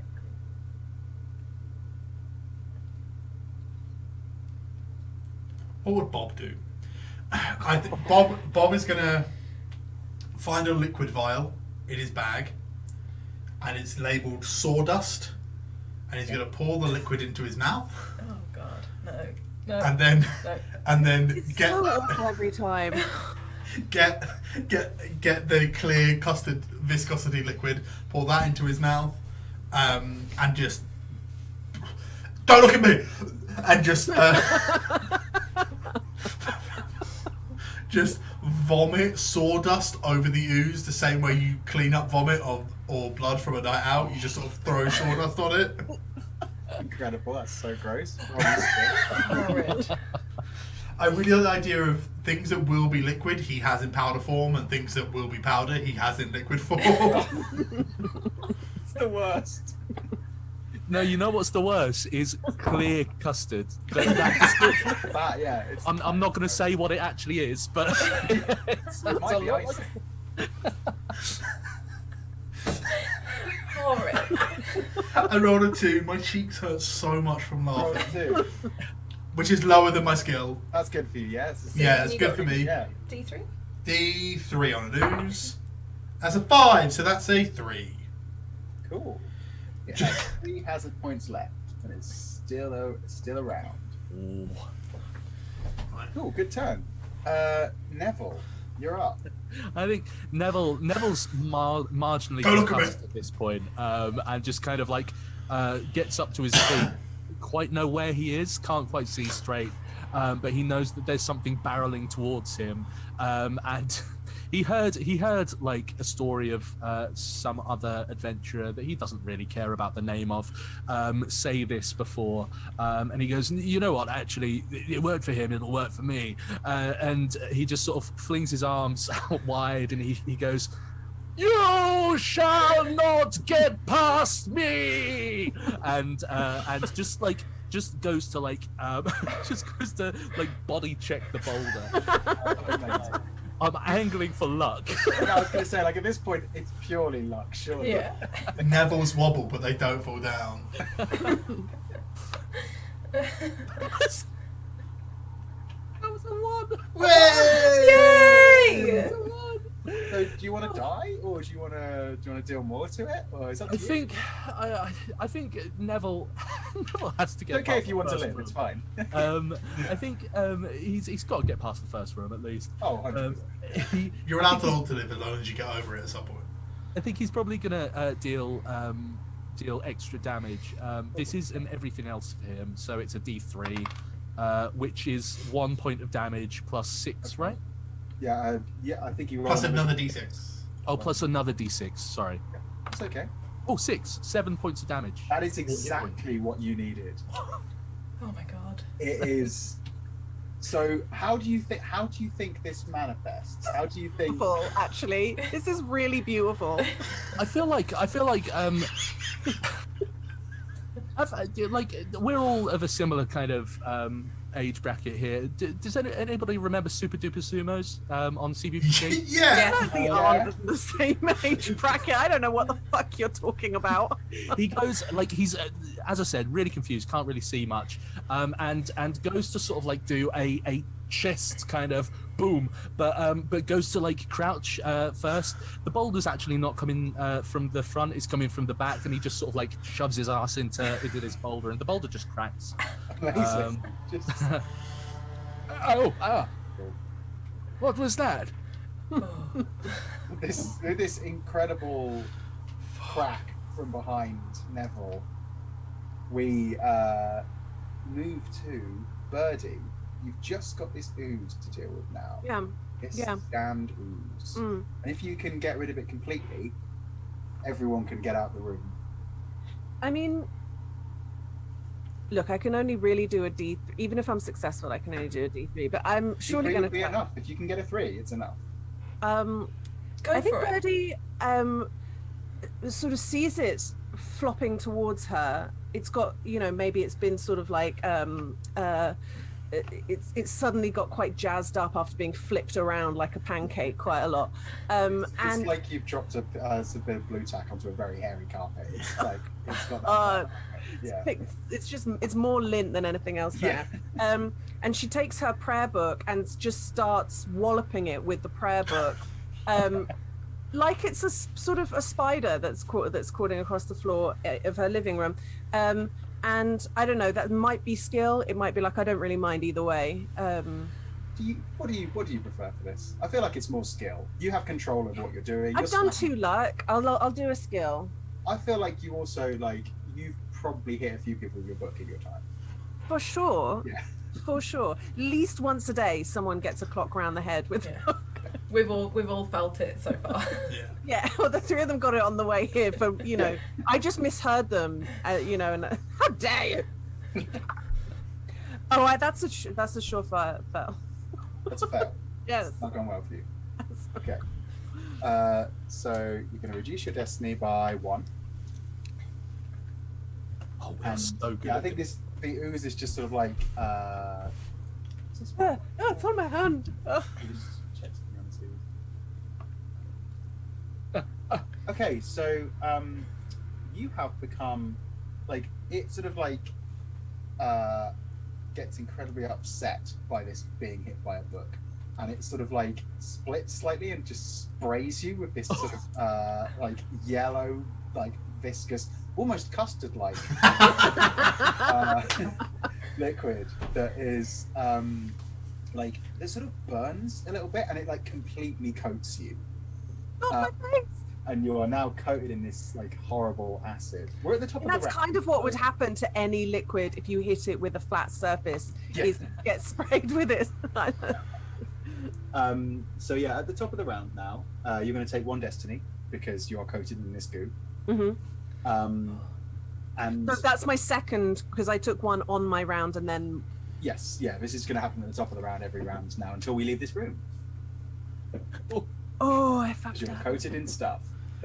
The knight, you have succeeded against everything. You have a choice. Do you want to put yourself out of harm's way and just sort of see what pans out, or do you want to step in and try and deal with this ooze? I think he thinks about leaving, but then he's got that. He remembers being a young lad when he first joined the Knights or something. And he's like, oh, I should help. So I'm just seeing what he's got to see if there's anything. I think he's just gonna come up to Birdie and just with the edge of his cloak, just try and wipe this ooze away from her. Oh, get off! No. Just dragging bits of my skin off my face. Oh, no, you're making it worse, darling. I've got this. Sounds, I don't know. What do you think this is? Skill or luck? I think This it's is more luck. skill. Do you think it's luck, do you? What, I'd like wiping skill. of acid with the edge of your cloak. I think that's. Yeah, I guess like if you want the outcome to be better, I guess it's luck, isn't it? Yeah, like you're just like you're blindly dabbing. Yeah. I think he's blindly dabbing. I don't think he really knows what he's doing. I think this is luck, which is worse for me, but I think it's worth cool. a shot. Yeah, it's worse. My luck is way worse. But I got a 1. I got a 1. Have we all got a 1 now? We've all got Yay! and I I can think tell you now, you'll just get rid of it. Let's just do it. Yeah. yeah. I think you're sort of like dabbing the acid off Birdie, and as you're like doing that, and like maybe you don't realize, but like the other end of your cloak has just like fallen into the ooze, and it just absorbs the ooze up it, like all of the rest of whatever moisture was left in there after the sawdust and the slapping with the book and the spraying, like it's just sucked out of it, and it's now just this sad sort of grime on the floor. Your cloak is imbued with the spirit of an ooze. Yeah. Got my cloak now. So you have successfully cleared that room, which means you get some loot. Hell yeah! Insane. No time. We did it with such grace, guys. One of us did. I say I can't really claim grace when I've just been vomiting up crowbars Yeah, and you sword. sicked on it. I was mate. about to say, Neville's been splashed by acid. He's missing an eyebrow. He's been hit by fire. His pompadour's on fire. Like he's just sort of sat there going, well done, we're really good, really good. So someone roll me. I haven't got the full loot table at this point. It will be written by the end of the campaign if you're watching. Like this so it'll be basically a D66 table when that's done. But at this point, I've annoyingly got 7 things on there. So roll me a D8, I guess, and like, we'll just. I've got a D8. Oh, Lydia's got one. Oh, Lydia, go. 2. A 2. Cool. In this room, somewhere in the smashed up stuff, maybe in the middle of the mimic or something like that, when it finally sort of breaks apart, you find an amulet of striking, which can be used by a fighter, ranger, or a thief. When you succeed, while using violence to negotiate a hazard, reduce the hazard's HP by 3 additional d6. Ah, 6. Oh my god. so these are like one-time use items, right? This one, yeah, I'm going to make loot 1. Like some of them are single use. This one isn't at the moment, so you can use it as many times as you like. Oh, nice. Wow. You drop that into the old. That's in the chat there, just if you want to. Sort of Awesome, thank you. So yeah, have a think about let's have a little scene where you all react to how that went in that room, and you work out who's going to get this piece of loot. Well, I thought that went bloody well. Yeah. Assist, darling. Oh, you're quite welcome, milady. Look at what I found. It's just holding the jar of ooze. No. You label it. It's already labelled. Ooze. Ooze, yellow. Who found it? I think Birdie found it, right? Yeah. Maybe Birdie. Yeah, Birdie sort of noticed it twinkling whilst sort of blinking the acid out of her eyes. As much as I think she'd try and steal it for herself, even though she can't use it. Well, this looks useful. Who wants this? It's magic. No. I mean, what does it do? It's very, very pretty.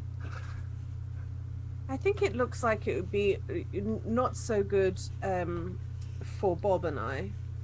Oh, no. I'll take it. Don't worry. My life's in tatters. I need something. Yes, I've you got you nothing definitely look fantastic with your. There you go. Thank you so much for saving my face. You're very welcome. It goes fantastically with your eyes. Thank you. So the way this works is when you want to use it, it has a destiny cost to it. Okay, cool. So before you can use it, you have to reduce your destiny, then you use it, which is where the sort of limiting factor comes Okay, that makes sense. in. This one at the moment has a destiny cost of 3. That feels fair. It could be as high as 6. So yeah, 3 for 3d6. That feels. Yeah. Wow, that's good. Where is everyone's destiny at the moment? 12. I'm at 10. 12. 8. I'm also on 8. Fuck! I'm like, that's plenty. I got 3 to lose for this amulet. It's fine. You could technically do it twice. Yeah. So, shall we do? Would you like to do a little between room scene, or do you want to jump straight onto the next room? Oh. I mean, I'm good to go to the next room. I know. I'm looking forward to the next room. This is Yeah. hype. I can't wait for the next room to have the shard in it. Yes, 100%. We've done the trials. Let's find the shard. We all know Just it the goes shard. Yeah. entrance, trials, and then the reward. It's I mean, the that was 3-step kind of dungeon tough. process. It was kind of tough, but like not so tough that we Back could in my day, some blood dungeons were just 2 doors. Well, And look, you had to guess which one. It was. At the end of the day, we are fantastic adventurers. We will be lauded in the histories as adventurers. This was a trial, so I'm looking forward to seeing. I mean, I've been doing this for many, many years. I've never seen more than one room. Never. Right? Never. Exactly. There never is. One time, someone just gave me their banana, and the trial was over. Trial, honestly. Have you? Fucking hell, Neville's actually never done an adventure. He tells stories about people giving him bananas in the street like they're big stories. Fuck. He didn't actually kill a dragon. He stepped on a dragonfly and Look, I defeated a dragon. fly. I defeated a dragon. I was working at a mythical vet's clinic and I had to declaw a dragon. I was a pedicurist. Genuinely. My cheeks hurt. Amazing. I hope you're having a good time. I'm loving it. Genuinely It's loving so it. much fun. Honestly, this game could not be geared more towards mine and Tom's brand of silliness. Yeah. Just all round tomfoolery.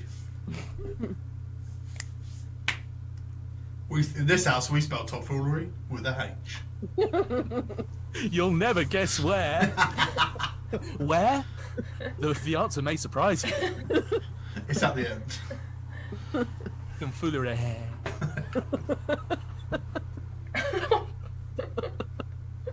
I nearly choked. That's really tickled me. Tomfoolery.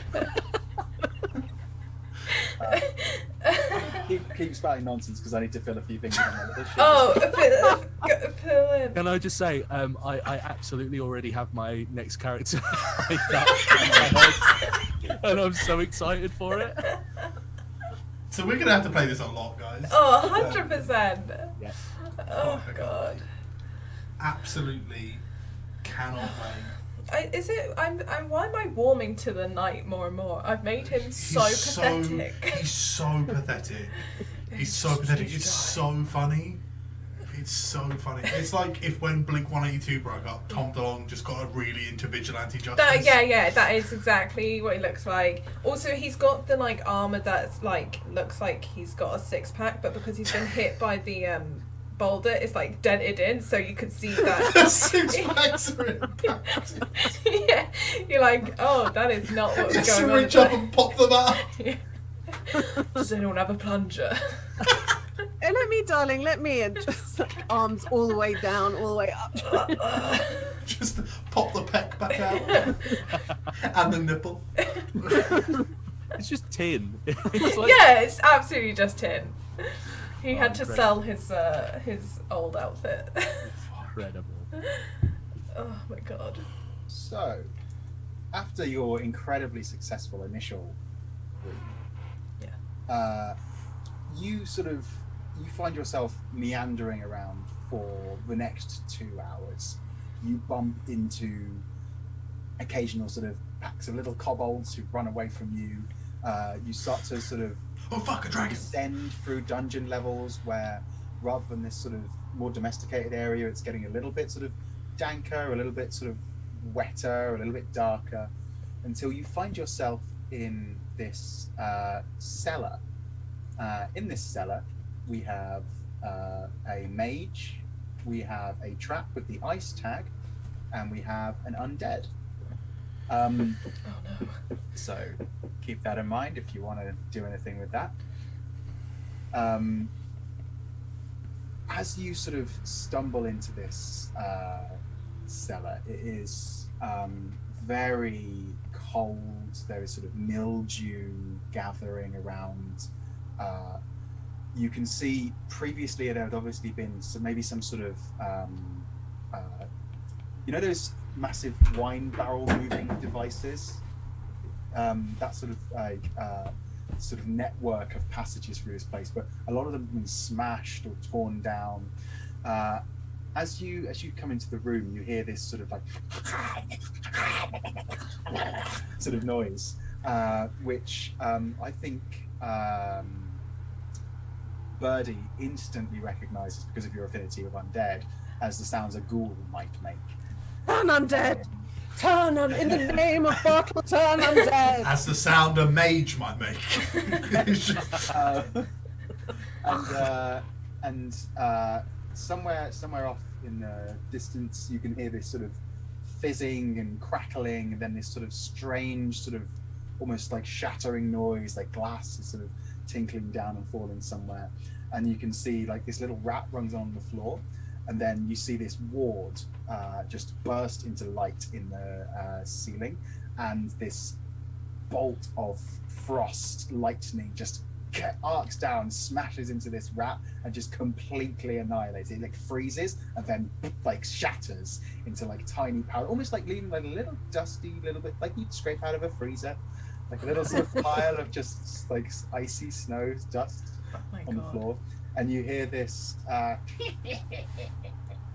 from the back. That's some Minecraft bullshit right there. from the back of the room, as sort of hunched over, like sat on one of the barrels at the very back, you see this sort of horrible sort of like pile of rags and bits of old moss, as this like nasty looking hag just stares at you all and grins. We're about to roll initiative. Would you like to do something? Yes, I'm going to before we roll definitely do that. initiative? Before you say roll initiative, I turn undead. Excellent. Yeah. So We roll a d6 now, and the outcome affects. Okay. yeah, let me remind myself how to turn undead. Fuck yes! It's a d. It's a 6. It was a 6. It's Oh, a amazing. 6, which means I reduce the hazard's HP by 10. Ow! Oh my god. And there's an additional thing that happens, isn't there? A gabagool. If this reduces the hazard below half its HP, then reduce the hazard's HP to 0. Cool. So, the knight, I hope you weren't hoping to die to this thing, because as it comes skittering round the corner, like, you hear like, and it like shambles round, its like jaw is like hanging loose, and there's like old sallow flesh there. How do you turn undead? I think I throw my martini in its face. Okay. Amazing. So it has- That's what my holy water is like. It's in like in a cocktail shaker rather than a martini glass, let's say. And I just take the top off and I go, "You bastard!" Oh! and what would you want to happen to it? What do you want to happen? Reduce it to 0. I'd like it to very much like the Wicked Witch of the West in the Wizard of Oz. Oh, what a wow! Steaming and like really takes such a fucking long time with it. No. Yeah. Or just silently in a row watching the performance. Oh. I everyone is like stunned into silence. Even the hag stops cackling, because this is just like it comes slavering around the corner, like lunging towards you, just with lots of screeching, with this sort of like a horrible whistling sound as some of the air starts to escape as it's like melting as well, and it's just this horrible puddle of like bone and like goo now on the floor. So you all succeeded against that hazard. Well, my dear, I am both shaken and stirred. if you get my drift, it was very impressive.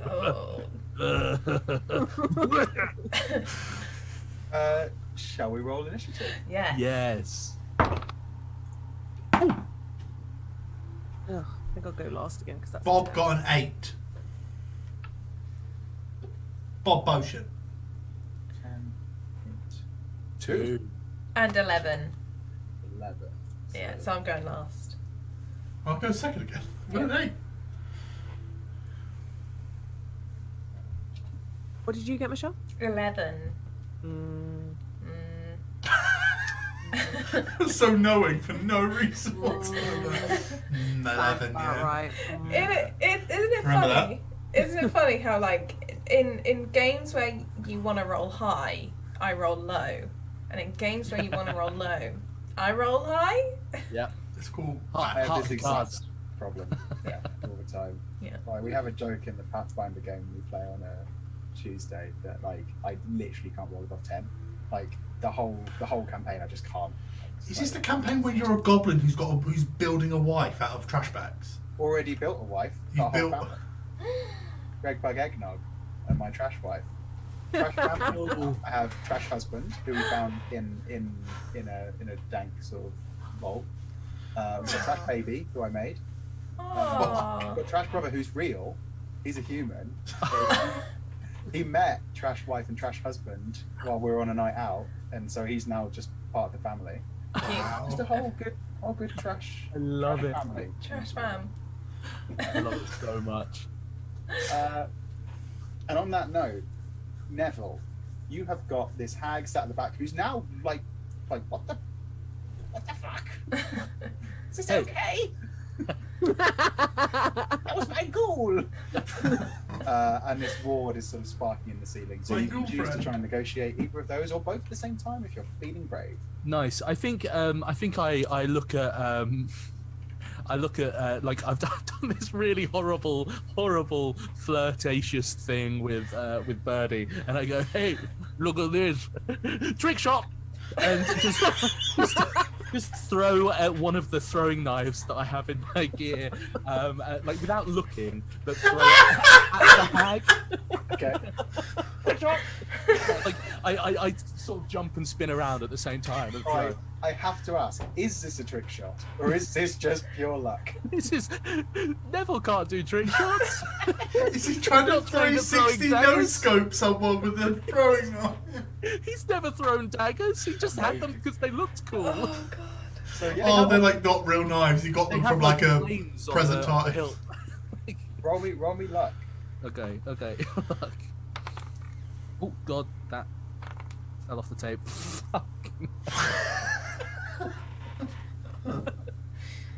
That was an Okay, 11. No, not good. Oh dear. So I should have rolled under an 8. So 11. Dear, yeah. Good shot. Cool. Trick. So it goes wide, and the hag just like it just pierces you with this horrible. It's like it's not even there's magic in it. It's just so scathing. Did I get it? Hurts your soul, and you're going to reduce destiny by 3. Oh dear. Fuck. Did I do the thing? You didn't do the thing. Oh. How will she love me now? Bob Barsham. Oh, Bob Ocean is the, just for clarity, is the hag the mage in the room? Yes. Yes, that's right. Yeah. Bob Ocean is going to stand upright, and you just hear like someone stepping over fresh autumn leaves as they like stand upright, and like they begin to like levitate ever so slightly off the ground and go, I Robert Beauchamp of Bogsworth Academy demand to know your wizardry. I challenge you to a mage's duel, and I'm going to attempt to. So he's going to pull out like a snifter and then pull a wand out of his nose. Terrible. Horrid. And it's like not free of like no saliva and like all that good goo, and he like readies the wand and goes, "Hurja!" And he's gonna try and, as the ice trap comes down, is like redirect like an icicle at the hag and try and like sever the trap connection and attack the hag at the same time. Ooh, very. Just so you know as well, the hag can also have the abomination tag. So if you want to, if you do succeed, then you can either die to it also. But like, so the option to die to it is there for you, and also We're having a wizard duel. cool. So Go outside, the wizards are fighting. Look. This sounds like skill. So roll me your skill. Let's fucking go. Because I'm handling 2, do I have to add +2? You don't. Well, are you trying to overcome the arcane ward by what you're doing, or are you just in? Nah, I'm just fucking up a hag. Yeah. Then it's just the hag. Yeah. Yeah. Oh no. What have you done? Did it go It's well? his first failure. Oh no. Oh no. How spectacular was that fail Right. as well? Oh my god. That well. No. I just got an 8 when my skill is 7. But like, Oh. he's her out for he's a been doing fight. gross shit all this time, and it's been going really fucking well. He then does like a big calls someone out for a wizard fight, levitates off the ground, and just absolutely fucks it. Do you think it's like he's pulling it out and then he accidentally like does some sort of like sniffing and it's like all the way back up? Oh, I mean, lobotomizes himself. oh. Get out! I don't want to look. I think he gets it out, but I think when he like casts his like spell thing, I think it's so long since he's done like proper offensive magic that the air is going the wrong way. So this icicle, the big flat end, just goes flying backwards and hits him in the chest, rather than the sharp end going forwards. So he just like completely bodies himself. Okay, so reduce destiny by 3. Oh, I'll have you know that could have been so much worse. yeah, I can imagine. Oh Like, god. But I'm just rolling very poorly on these destiny dice for the hazards. So that's not gone great. It's a bit embarrassing as well, Bob. I'm not going to sugarcoat it. Yeah. And the hag I think is just cackling at this point. Like after that initial sort of worry about the ghoul being melted, it's very much like maybe I'm okay. I think I'm all right. And Birdie, you're up. What would you like to try and negotiate? Oh, I'm really wavering. So I just want to make something clear. What we've got left is the trap and the mage. Yes. And the So- mage also has the abomination tag. So, yeah, the mage has the abomination tag, and the arcane ward also has the ice tag. I'm so torn. I'm so torn. I think that I will. I've still got tons of destiny. She says with all the hubris in the world. That I stroll confidently up to the mage, as if we haven't already hurt its feelings pretty badly, and I killed its undead, and I just pour her a drink, sit down with her, and start straightening her clothes out and apologize. Darling, I'm actually genuinely, I'm so sorry. It's like a reflex, just turn undead. It's a reflex. And just like brushing her hair back, teasing her hair into a sort of beehive, even though it's still twitching from the from the imp from before.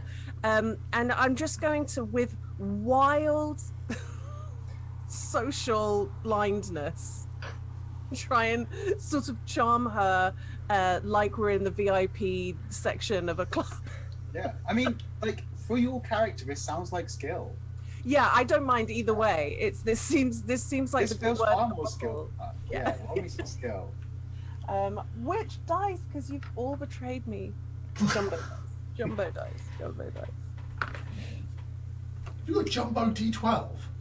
Yeah. Look at that. Look at that big boy. Fuck. That's a Oh my 5, God. which is under my skill. Amazing. That's a success. And because they're an abomination, that's an automatic 6. Nice. I was- Very good. I was tempted to go with the ice, but Cool. Yeah. The hag, like, they like are quite resistant at first. When you start straightening clothes and stuff, like you can just got that all skanked up how I like it. No, no. And then you sort of like you pour in a drink, and they're sort of like getting into it until like, well, you know, it has been difficult down here. It's just me and the ghoul, and honestly, it's better that he's melted now. I can finally eat him. So, my teeth are what they used to be. you've got to tell me the secret to how you get such shiny hair. Oh, it's mostly just grease. That is a good tip. That's a great tip. Just, never wash it. Apply lard every so often. Just sort of run your hands through it. Incredible. Whatever you find.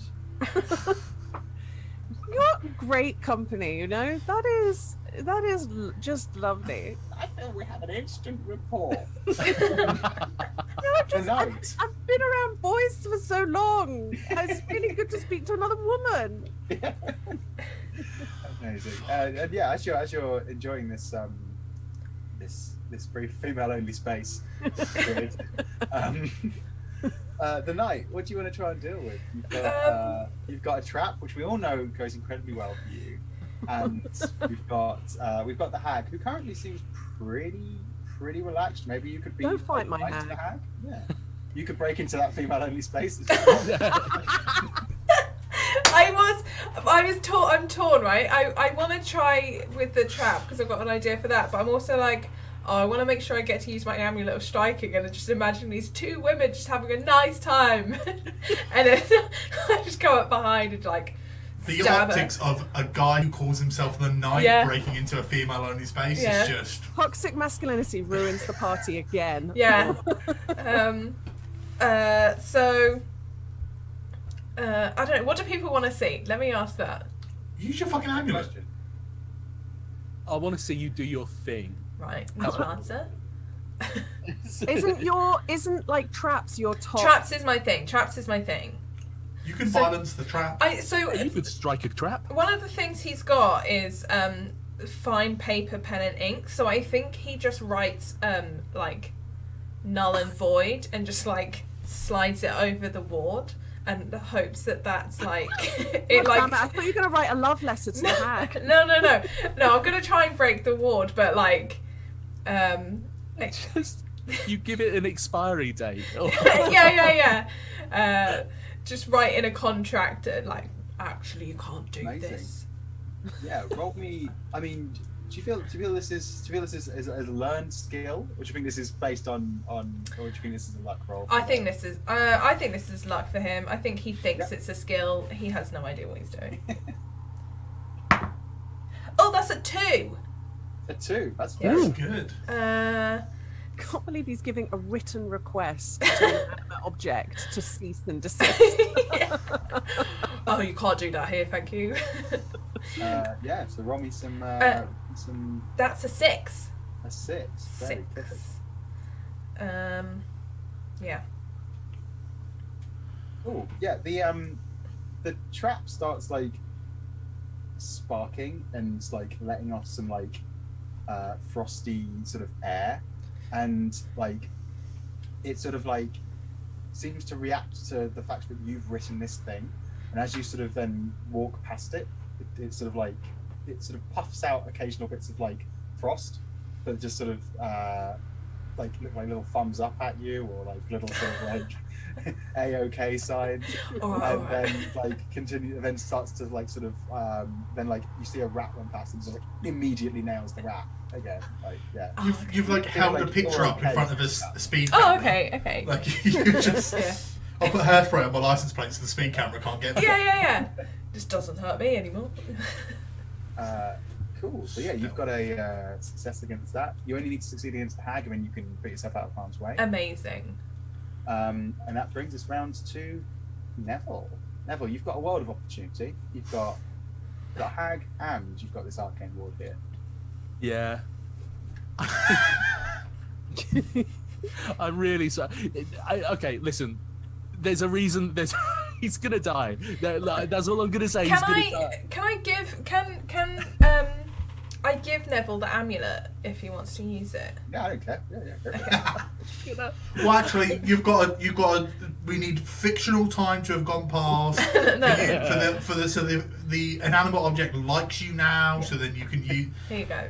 Ah, fair maiden. I've forgotten his fair maiden. No. Fair maiden. And he sort of runs towards, like waddle runs towards the hag, snatches the amulet as he goes past, and just goes to bury his hand axe in the hag. Oh my god! He's gonna die, and be thankful for it. I feel like unfortunately it is skill, isn't it? That sounds like skill, yeah. With feel your like it's orthopedic hand axe. I'm genuinely rooting for you to fail this role. No, it wasn't a 1, it was a 2. Which means 2? I You made it. succeed. No, my friend. Did you use the amulet? Yeah, I'm gonna use the amulet. I'm gonna take 4. Was it 4 or 3? 3. 3 destiny, yeah. Good. Comes down to 2. And so that gives me an extra 3d6. Yeah, that's right, yeah. Blimey. So that's 5. Oh, is it humanoid? This does not have the humanoid tag. No, Cool. unfortunately not. It has the mage and the abomination tag. If either of those do anything for you. Okay, cool. So this is a question. So Yeah. Abomination. Yeah. Okay. So that is a d6. So that's I've got a 6 on the first, a 4 on the second, a 4 on the third, and then another 4 on the fourth. 18. For 18. So Birdie, you're mid-conversation. You've set up this wonderful space.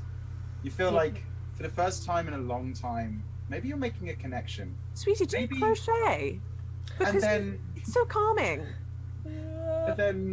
what happens? Do you want to describe how this hag reacts to being hit? I think he just. I'm so sorry. I feel really bad. Don't! We're all playing horrible people. I've got a spare room, Ducky. Come and live with me. Dirty. Down She here. goes, oh yeah, that'd be really good. As her head just completely comes off. Just completely Oh tumbles away. And Karen as, in The Shining, it's just axe to the back. Like, and as Neville sort of like skids to a stop in his flip flops, he goes, "You're safe now." no! God. oh God. Move! Yeah, so she's gone. Just blood pumping and spraying over Birdie. I mean, Oh, you've got a little something, darling. please don't touch me. Okay. Bob Boshin, Bob. there is this arcane ward here. You feel Bob. like you were made to get rid of this arcane ward. Oh yeah, Bob's gonna half think this. He's gonna pull out a bottle of Greek fire, is what I have as my gear, and he's gonna go. He doesn't care if the shooting thing keeps going, as long as the thing that's making ice stops. So it's basically going to pour this like liquid fire over like the mechanisms in hope that it like melts whatever's generating ice. Oh God, that sounds like a really bad idea. Yeah. I don't know what you're talking about, Lydia. That's an 11, so that's a fail. It's not great. No. So you're gonna take You are a magic user, right? Yeah, I am. Yes. So you're going to take 3 destiny. Because of that. What are you on? A 6. It would have been a 2, but because you're a magic user or a priest, you reduce 1 additional destiny because it's a magical. Yeah. Ay. Fuck. Cool. Yeah, and I guess that I think it like the fire starts to like you spread it around, and like as the cold meets the heat, it becomes this sort of tornado, and now it's just this like thing of like arcing fire and frost just like flinging out stuff like. So I've done a thing. I've done something. And then instantly frozen. Oh God. Everything's fine. So, Everything is fine. everybody, this is not an attention thing, but you do need to look this way. Birdie, you look up covered in blood to see this arcing, frosty, lightningy sort of tornado spinning around the room now. Happy with that. Can I just what because I'm aware of the fact that the thing that's going to kill me is ice. What mechanically, what does that mean when I am dealing with something icy? Means you can choose to die to it if you want.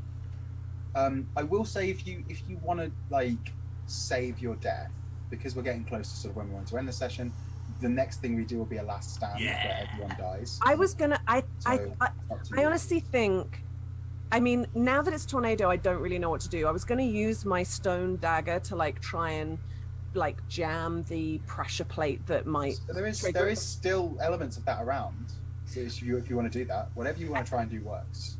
So. I think I'm gonna try and do that. They can deal with whatever tornadoes come through, but I'll do a kind of I don't mind attempting something that might help and letting and it meaning that I'm kind of on the pressure plate when it happens. Do I still roll to see if it was successful? Yeah. You still roll because it will reduce the hazard HP and it will potentially go badly for you if you're trying to like stand under pressure or something like that. Okay, so this is skill or luck? This sounds. What do you think? Do you think you know anything about traps to like? It Not sounds like even you're delivering slightly. food, right? I'm not a traps person at all, and I'm also not a dagger or anything like that kind of person. So Trick shot then. Yeah. Trick shot. Let's go for luck. I think as he does that, and I'm just being splattered with blood, and he's just starting to like. I've told him to get off me. I take the stone dagger out and look at him, and I go, trick fucking shot, my friend, and like sprint over and stab it in the into the ground. Amazing. It's a 9, so I do succeed. Brilliant. Yeah. But I would like it to like this is my death. You're gonna die? Oh my God. Yes. Yeah. This is ice. I'm going, man. Trick shot. Wow. So yeah, Trick shot, my friend.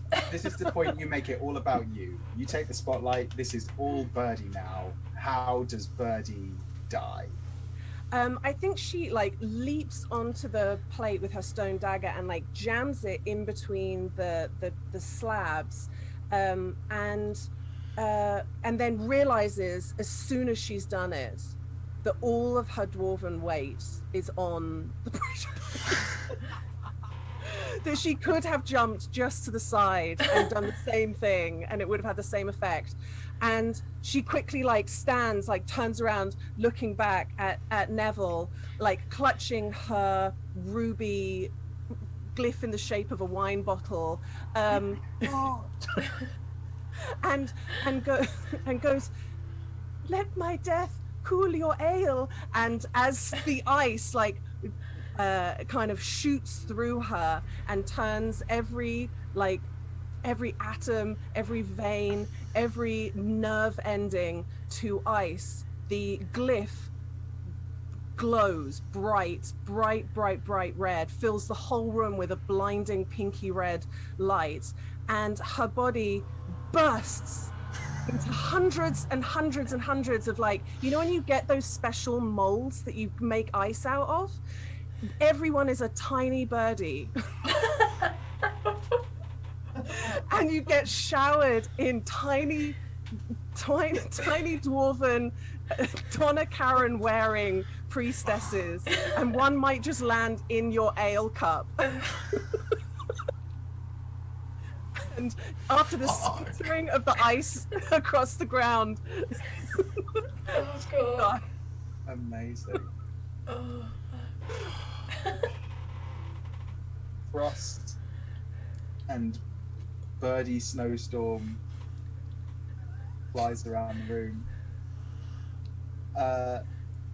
The night, you can put yourself out of harm's way if you so choose, or you can try and help everyone else deal with, I guess, now the incredibly sharp pieces of ice that used to be Birdie.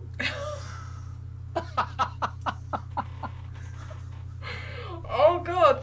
Yeah, I think I'll oh god. I'll try. I suppose I didn't actually roll damage for the successful roll. Yeah, you can roll your damage. I mean, it's a trap, isn't it? So it's just a D. 3. So that's 3. Cool. Um, yeah, I'm gonna essentially do what Birdie did, but like not land on Do it. right. Yeah, yeah, I'm gonna attempt to do that. Like, Yeah. trick It shot. sounds like kill. Trick shot.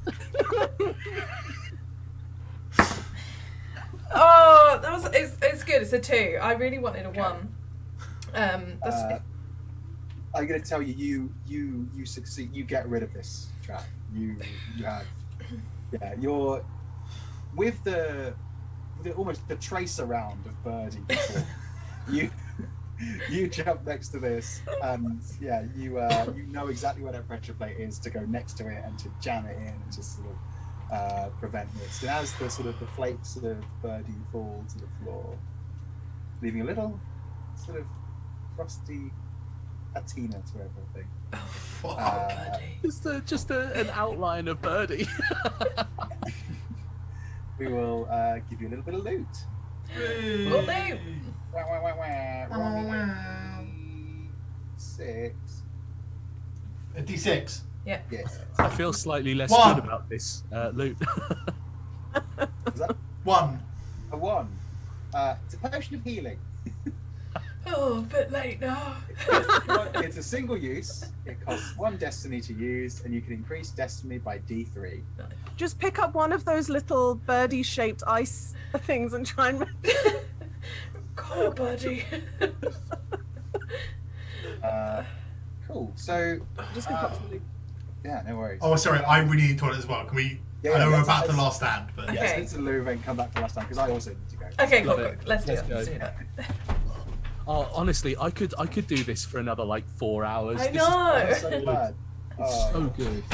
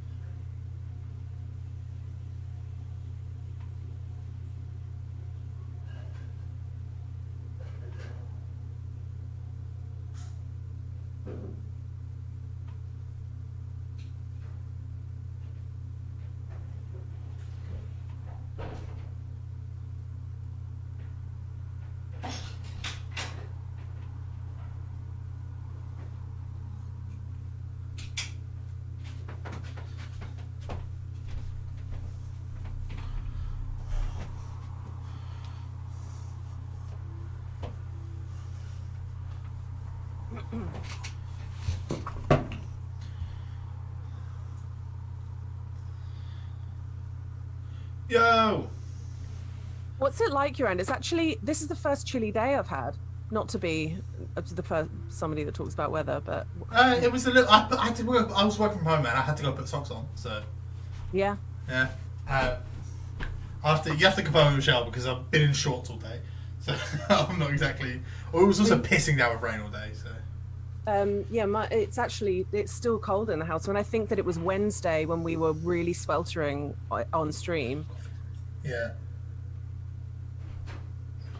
Lydia continuing to be the player to have the on-screen deaths. I mean, this is why this game is perfect for me, because there's nothing I like more than having my character die in a one shot. Sorry.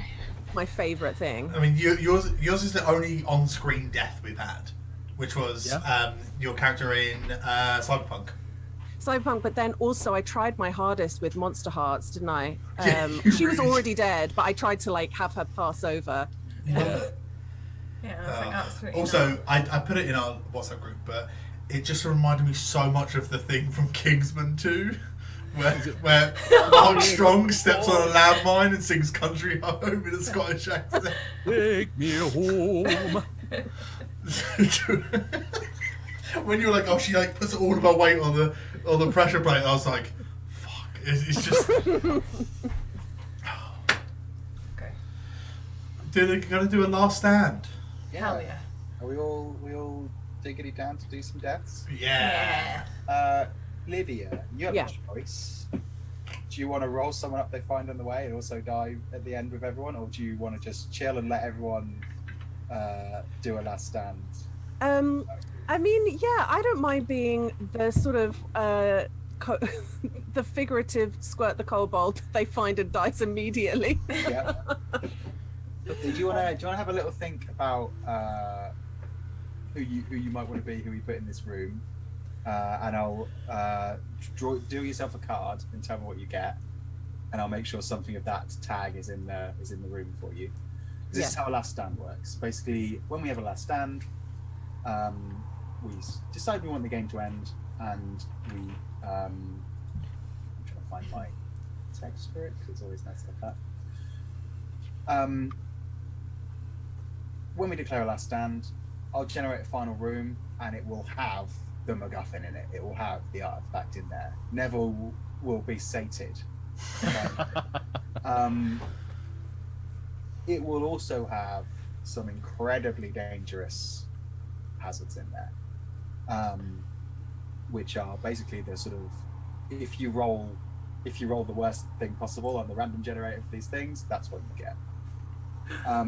Incredible. Rather than rolling initiative or anything like that, we will basically have a scene where you sort of realize that you are totally fucked, and you sort of do one last thing to brace for the end, and then starting with the person with the lowest destiny, we'll just get you to describe how it is you die to this hazard.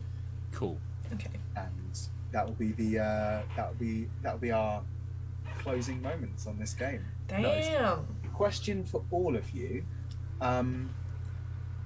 Judging by how your adventure has gone so far, what kind of setting do you want for this last stand? Do you want it to be some sort of quite grand, sort of noble place? Do you want it to be somewhere sort of like you actually end up just in a well or something? Like, what do you feel?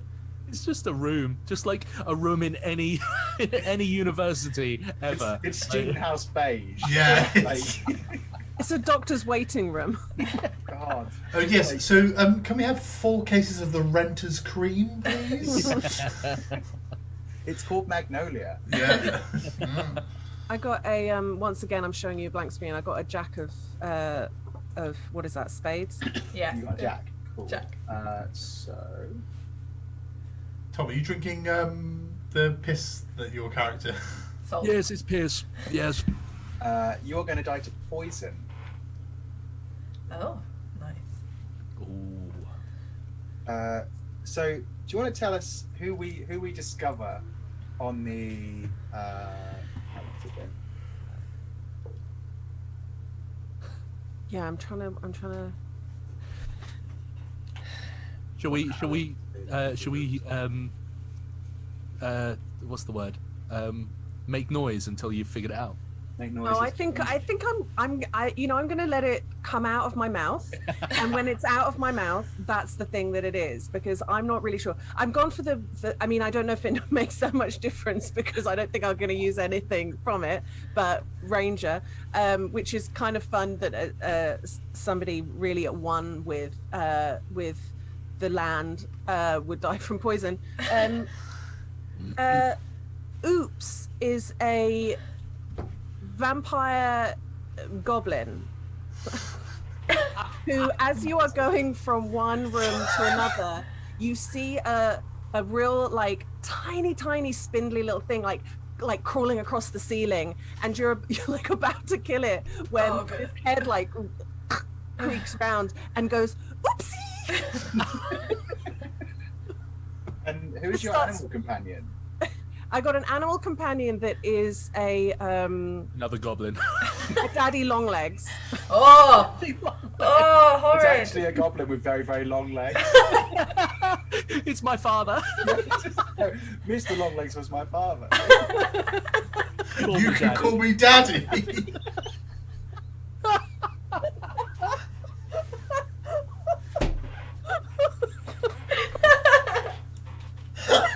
Oh god.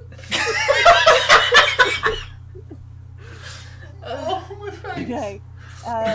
Oh my god. That's great. I realized that the options were like really great options of like owl, rat, wolf. Oh, yeah. Daddy Longlegs is great. Yeah, I would happily put that in. Oh, what happened to your holy symbol, by the way? What did we? The holy symbol was the is like a bottle of wine. Oh yes, it was when that was all shattered, wasn't it? And that can still be there if somebody wants to pick up a Yeah, if anyone wants that. because I rolled for that one and it's solid ruby. So I think Bob picks it up hoping it is a vial of some sort containing a liquid, and is You're trying very to drink disappointed it. to find out it's like just a jewel. And goes, oh. Well, it feels rude to put it back down now. So- Well, I would happily take it. We were Sorry? we were deeply in love. oh, okay. Thank you. I will cherish it always. So, yeah, where do you see this ending up for all of you after you meet Oops? You've been sort of like winding your way around for another sort of hour or so, maybe a little bit more subdued because of the death of Birdie. Perhaps not. Who knows? I don't. How quickly does Neville bounce back? So think it's it's- Daddy Longleg. As soon as he gets like a cramp in his, he's sort of very upset. And then he gets a cramp in his calf, and he goes, "Oh no, this is the worst thing ever that's ever happened." Oh god! And he forgets all about it. Poor Birdie. So yeah, what? I really like the idea of it happening in a very functional room, and this shard of a Titan's heart shouldn't really be in here. Like it's in a kitchen, and it's like That's why nobody's found it. because it's just like in a kitchen, like, and it's just like on the table, And there's we've just- actually gone, shall we just take a break in here, actually? and it's like, Oh, oh, look. fucking hell! Here it Management keeps treating the staff room as a storage room, and it's not a storage room; it's our room to relax in. They keep putting fucking shit on the table. It's so disrespectful. So I've randomly drawn from the sort of that vibe of things. I've pulled a laundry. Oh, Perfect. so good, Perfect. Okay. so good. So you find yourselves like, I guess, like backed into this Yeah. sort of dank old laundry. Like there's pools of acid all over the place. There's like, there's sort of like old, very, very moldy clothes. One surprisingly well ironed shirt. Like there's sort of like Neville's just like, detergent everywhere, like whatever passes for magical detergent. And you're sort of back. Daz. It's just Daz. Yeah, just Daz. It is Daz. It's just Daz. That shit's magic. And yeah, I guess maybe for the last sort of like 10-15 minutes or so, you know that you have been sort of stalked by things that are coming. I'm running out of various powders and liquids. Yeah. Like I'm running low. Like, Oh no. Look at what's coming for you. So, we had Nikki. You had an abomination. I did. So you're going to have the completely legally distinct eyeball behemoth. Yes. Legally Excellent. different. Beauties in the eye of the eyeball behemoth. 1,000 orb. This psychic monstrosity sees everything that creeps through its lair. So this is going to be coming for you.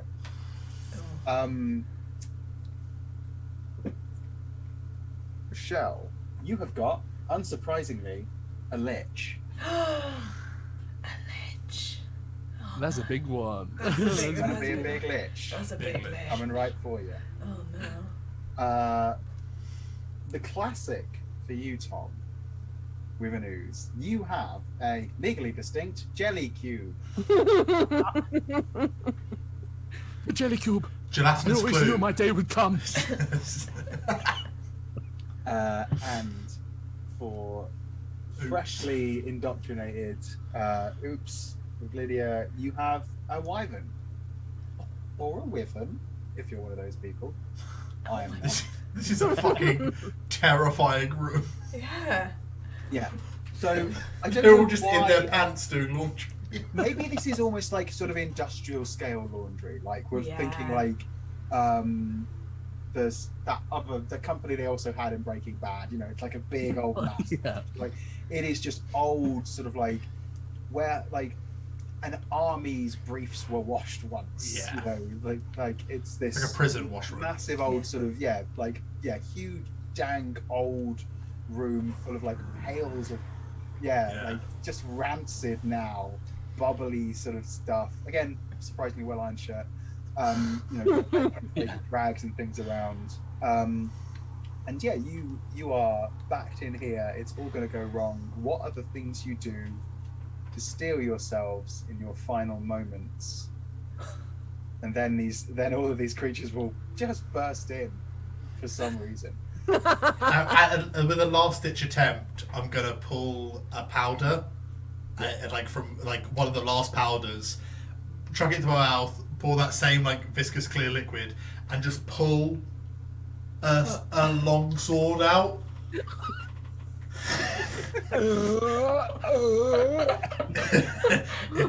it's come to this. it's just he like holds it and it like sets a flame, and it's just like it's just this insane magical longsword that it was his last powder. It was the one he didn't want to use. Oh. Not because it has any sentimental thing, it's just a bit gauche, isn't it? Yeah. Then Everyone's like, oh cool, you can make a sword go fire. It's like, well yes, we did this in the first year. I Everyone does vomited up a this. crowbar. at the night redoes his makeup, redoes his thing, but I think before he does that, actually, he turns to look at the other three and it's like, "There's something you should know about me. I'm not just the knight. My name is Dick Wainson." And you're my friend, so I thought you should know. You told me this 3 days ago when No, you showed I me a piece of didn't. paper with your signature I on. didn't. And he gets himself prepped and ready, and I think he holds his dagger in one hand and holds his lockpicks like between his fingers, like They're another. gonna snap so Yeah, fucking quickly. 100%. So he's like, Juice. I'm ready for a fight. It's like bobby pins. Yeah. Oh, Nice. incredible. I think Neville puts his boots back on. Neville puts his boots back on. That's it. No, I think Neville like unlatches his breastplate because it just has like little latches that you could just go, and then it just falls off. He's in a like a one of those string vests underneath that's just sort of brown underneath the Oh god. But on his back, he has a massive. You see a massive tattoo of a red dragon with a love heart like in the middle of it, and he out of the sort of like chest part of his breastplate, he takes out a dragon scale about that size that's been chipped into like a love heart, and he kind of looks at it and he goes, "Ah, love, it won't be long now." Oh God. And gives it to Oops and says, "You are probably going to die too, but if you don't..." Oh, actually, Daddy, keep this with you always. It has given me good luck for many, many years. Just... No, and then the other object that he takes out of the breastplate. This breastplate had breasts, and where the breasts were, he takes out a powder keg full of gunpowder. What sort of rack was on this fucking breastplate? And sort of like dips one of his daggers in the fire of your longsword and just kind of readies himself to run at the door. Oh my god. Flip flops and all. I think Oops has like crawled in through the top of the doorway, over the ceiling, down the wall. Fucking hate Oops. Like skitters up the back of the knight and perches on the knight's shoulder, and holding their companion, just whispers to it, "I love you, Daddy." But the knight probably thinks that Oops is talking to them. Oh fuck. Oh fuck. Oh god. Oh god. So here we are in this industrial scale laundry, steeled and ready, lit from behind by the pulsing glow of the shard of a titan's heart that you came here to claim. It is time to meet your end. Who has the lowest destiny? I got 9. I got 8. Oh, you start at 6, by the way. If you join us in the dungeons, It might be me then. And that's Tom. Tom's It's at definitely 2. I'm at 2. So, tell us, how does Neville die to this legally distinct jelly cube? I think the jelly cube just comes sort of shuffling through the corridor, and he goes, "I'm coming, love, loves," and runs at the thing. And as he's about to sort of like jump into it, goes to ignite the powder keg, but does it a little bit doesn't quite time it properly, so it does it a little bit late, and so by the time he's here, he's just like flopped into the cube, and it's just a oh no, oh, the keg gets sort of subsumed, the fiery dagger gets engulfed, and Neville's just like half in, half out, like up to about his chest, as he's getting dissolved before our very eyes, just going, oh, it's horrible. Oh, why, no, just for far too long. That's the end. Oh god. Oh. Oh Neville. I love it. What do we learn from your armament? I think as you glance sort of like at the breastplate that's been kind of discarded on the table, the dragon scale heart that's inside, that's just resting inside, and there's like an inscription on like the sort of inside saying, I gift this armor on the anniversary of our wedding day, my dear. For though I know that you do not need it because you are a dragon.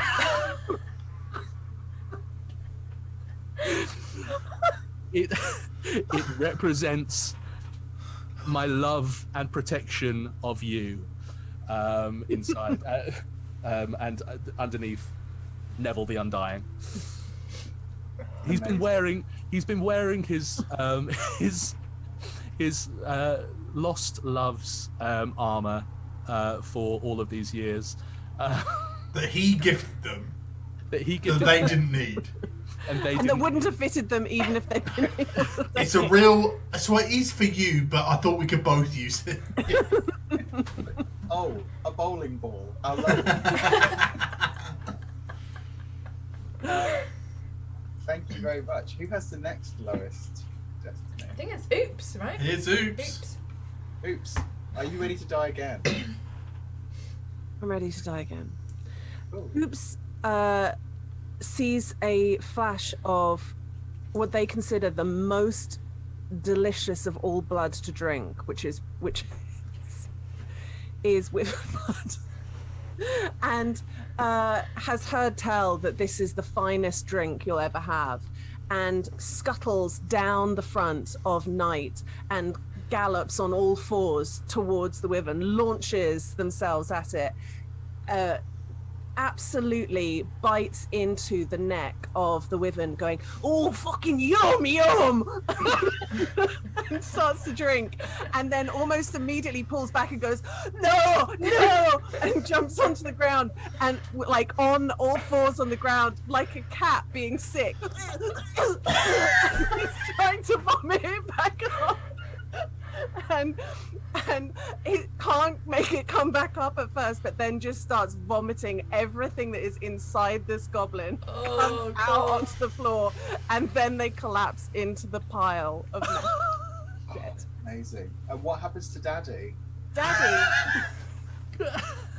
Daddy, who has been given this heart-shaped dragon scale with all the might in those flimsy fucking useless wings, tries to lift it up and very slowly flies out of the room, finally free of its wretched obligation to Oops, and flies out of the dungeon and tries to make its way to up the tunnels to freedom with its Good for Daddy. Good for Daddy. Daddies always win. It's the night, I believe. Yes. So I've got 9. Cool. So the night, yeah. Tell us. What happens with you and this lich in this laundry?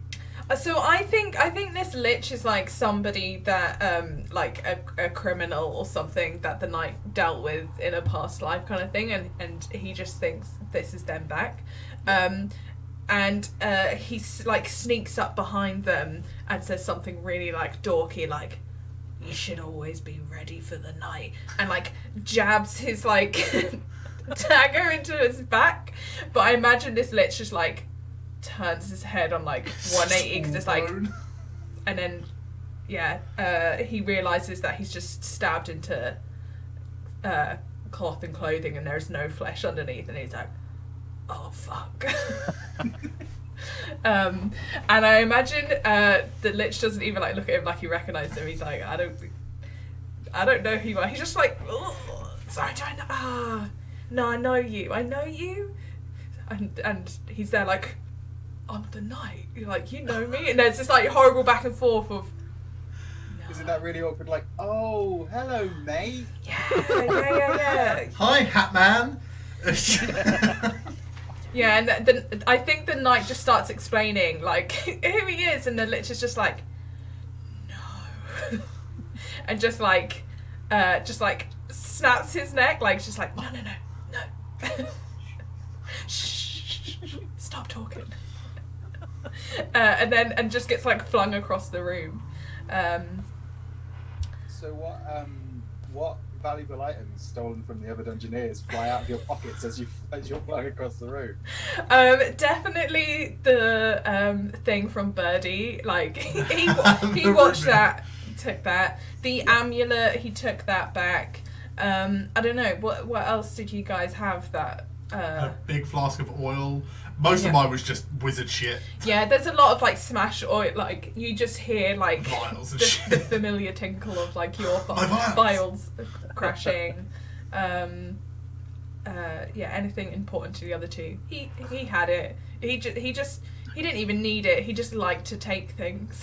Somehow 2 of my gold teeth. Yeah, you took them. Had them a while. Yeah, Incredible. that's his death. It's me. It's you. It's not me. I was Nikki's fine. hoping for a minute there you were going to say that he just dies of embarrassment. He's just not being recognised. Yeah. It's too much. Oh, it just does it himself. Oh god, I can't do this. Oh god. Very good. Yeah. So yeah, it comes down to this. Yeah. So with all of them. Oh, sorry. No.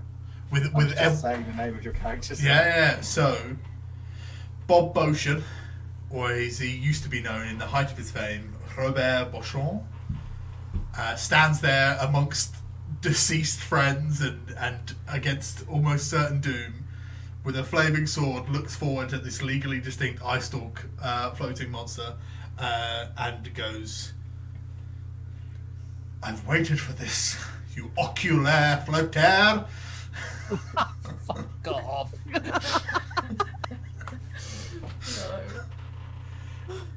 A wizard's duel it is!